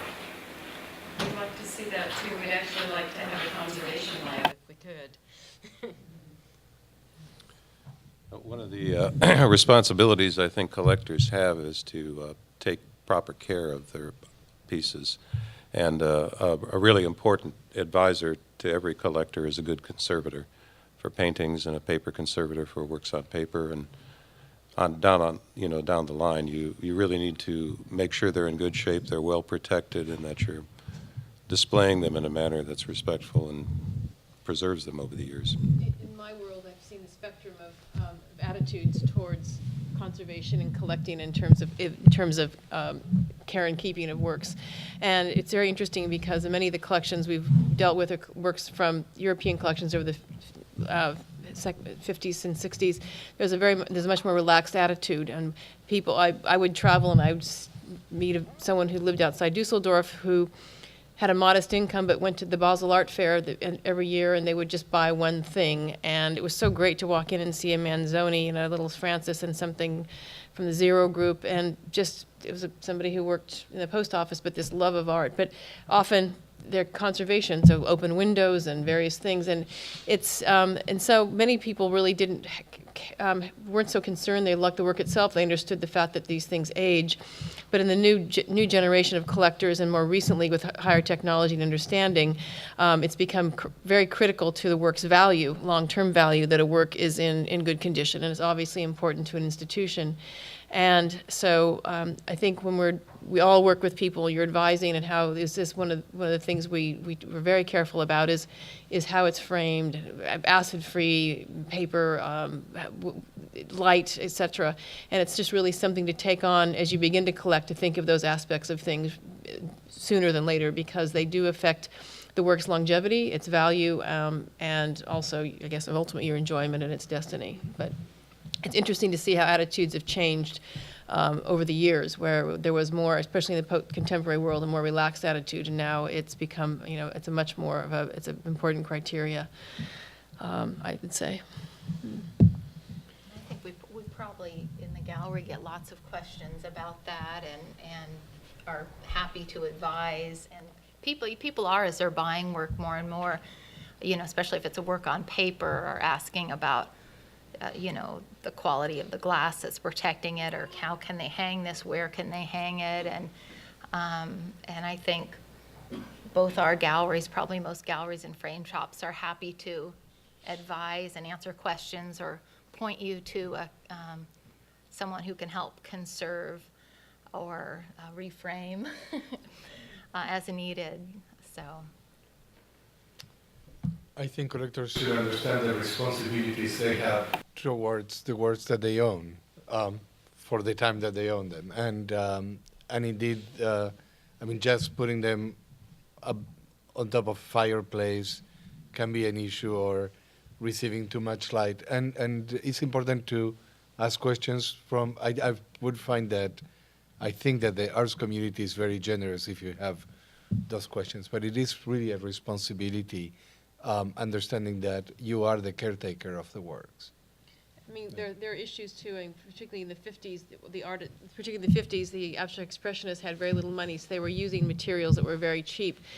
So you find with Franz Kline, or even with Richard Diebenkorn works that are, their lifespan has been challenged, to say the least, and so there has been conservation done, and there's sometimes great works that have had restoration, but they are what they are, so to speak, and so it's really a personal decision to decide if that's something you can live with or not. And there are some that are so visually distracting that it's impossible, and I think, I'm very honest with collectors when there's something that, yes, it's stable, it's been conserved, but the integrity of the picture is still there. I think many of the issues arise when there's been basically reworking of things, and it's the integrity of the picture has been lost by the conservation process. So it's a fascinating aspect of collecting, and it's one that people confront in every capacity. We can take a couple more. I think one of the things that has always interested me is the intimidation factor about walking into a gallery. And with possibly one exception, I found gallerists very interested in being helpful. And yes, they're there to sell, but they're also interested in finding out what you like and directing you other places and telling you what's available. I think that I don't understand what it is about the intimidation factor, but I think it's real. And I think that we, especially on the West Coast, we don't have as many opportunities to just walk into a place like special art. And I think we need to, people who run galleries need to take that into account. I'm sure you do. But it's a factor. I'm not a gallerist. I think I want to solve that because I can put a plug in for our colleagues here. I think you can see the strength of the Asian and Pacific Northwest artwork on our walls right now in Living Legacies. And I think that's a clear reflection of having two really great, responsible, wonderful community galleries. And I mean, that made our job really easy in so many different ways. There was great artwork out there to choose from, and there were people to go to who you could say, where will I find some great artwork, HP? And she could point us in likely directions. So again, I mean, we tend to get very siloed in what we do. I'm glad Eugene isn't as bad as I've experienced in some other places. It's great that academic art historians are talking to curators, are talking to collectors, are talking to artists, are talking to gallerists. It's kind of a big happy family, and it allows us to do collaborative projects like this that just would not have been possible even if Danielle and I had our special detective goggles on. There's just no way to tell from the outside of a house what treasures lurk within. Your own collection, especially, so. But I think you're right. I mean, when you think of New York, and so many people come to New York from various museum groups across the country, and I've dealt with many from Portland, from San Francisco, the West Coast, where there's not the depth of the gallery scene, if you will, and the sort of well-known sort of things that you read in the newspaper on Friday sections. And I think that it's something that has gotten worse, to be honest with you, is the art market's become more competitive and the prices have become higher. It's very difficult, and I hear this from collectors all the time, whether it's walking into a certain gallery, like let's say David Zwirner or something, I mean, where they're not even given, the attention, asking for a price as a sort of attitude. And I think it's really unfortunate because it creates, I think, a very bad feeling about collecting itself, about the gallery system in a broader perspective, which isn't the reality on a daily basis, really the real reality. But it has become worse. And I think of my very early days at Luring Augustine, and we were first to show Christopher Wool, who's became well known, but we did a lot of group shows. We were really young. And a good friend of mine, who's now the director of the MCA, was working with Hugh Davies at UC, at University of Museum of Contemporary Art in San Diego, Madeline Grinstein, and it was like 85, and I was 1985, and I was a director there, and she was intimidated, and she was a curator, and I was intimidated, and we're both kind of looking at each other, and we've been friends since then, but it was both of us breaking the barriers down, and I look back on that, and unfortunately, a lot of that has become more difficult in New York. I find when I even go to Chelsea, it's daunting. It's these giant glass boxes, and some people don't even go into galleries. They drive by, roll their window down, crane their neck to see if they want to go in and move on. And it's partly the nature of the neighborhood. It's not like Soho, which is much more intimate. And you could up a stairway, down a stairway, around a corner, run into people, have lunch. It's a different kind of feeling, which is why like for going to somewhere like San Francisco, they have their first Thursdays when all the galleries are open. It's a wonderful atmosphere, although that's happening now again in New York. They do these Thursday opening evenings, and the streets are busy with people, and it's quite nice, actually. But I think you're not wrong in sensing that, to be honest with you. Is there a last question? Yes. You get to. Yeah. Yes, not only do you have an opportunity for conversations with artwork, as widely described, but particularly in Karin's gallery and HP's gallery, one has the opportunity for a conversation with an artist who is not yet dead. And, and I think that probably my aha moment came when the late Nelson Sandgren was still with us. And he would come to Karin's gallery and sometimes do demonstrations. He would talk about his artwork. And I think I became interested in his artwork in actually developing a relationship with him and talking about his artwork. And now that he is no longer with us, it is even more precious to me because I remember those conversations with him before he passed. And I remember thinking, of course, in my naivety, that today would never arrive. But it did arrive. And so now those conversations, those remembered conversations, are enriched by the pieces which I own of his. And of course, as Keith and Roger pointed out, you don't really own them. You just are borrowing them for a while. And then I hope at some point I'll be able to pass on what I have of Nelson, not just through his artwork, but the remembered conversations with him. That's great. It's a great note to end it on. Just actually add one thing. I just want to say to all of you who collect, one of the things that has been so most gratifying in my experience in working with collectors, and it made me just think of this when we were talking, I was thinking of Betty Freeman. I just gave her archives to the Getty, and she kept extraordinary correspondence with her artists, with the dealers she worked with the institutions. And I would encourage all of you who collect, as you keep your invoices, you keep the letters you write back and forth to dealers, you keep that together because it really is a wonderful mirror of your collection. And this one Lichtenstein painting, which you saw, which is sort of this Picasso-oid, was the Woman on the Beach, Roy's interpretation of it, was sold then, but it's actually been resold and gone to a fantastic collection now in the Midwest for a passionate collector who's interested in surrealism and sort of taking it further. And I put together, I kept copies of everything at the Getty, but I put together the whole dossier on this painting called Frolic, which is so fantastic from the moment she bought it with the invoice, with all of her payment schedules, been here, and then her conversations about trying to use it on the cover of a CD she was producing with John Cage and the copyright issue. But it was just this thing. I looked at it, this chapter on this picture, and the backing and forthing between Roy and her dealer and the loan agreements and Lichtenstein Foundation and the Catalog Raisonné. It's a wonderful kind of extended conversation. And I met Roger, you're very careful about these things, but that's something I would encourage you to do because it's a part of your collecting legacy and your own involvement with the work, and it has another voice into just the work itself. And I think that's something I would give you as advice from my perspective. So that's nice. And we treasure that here, and the McCosh collection is a case in point in that too. We understand McCosh not just through his art, but through the archives as well. Yeah, Those are absolutely wonderful. So thank you all.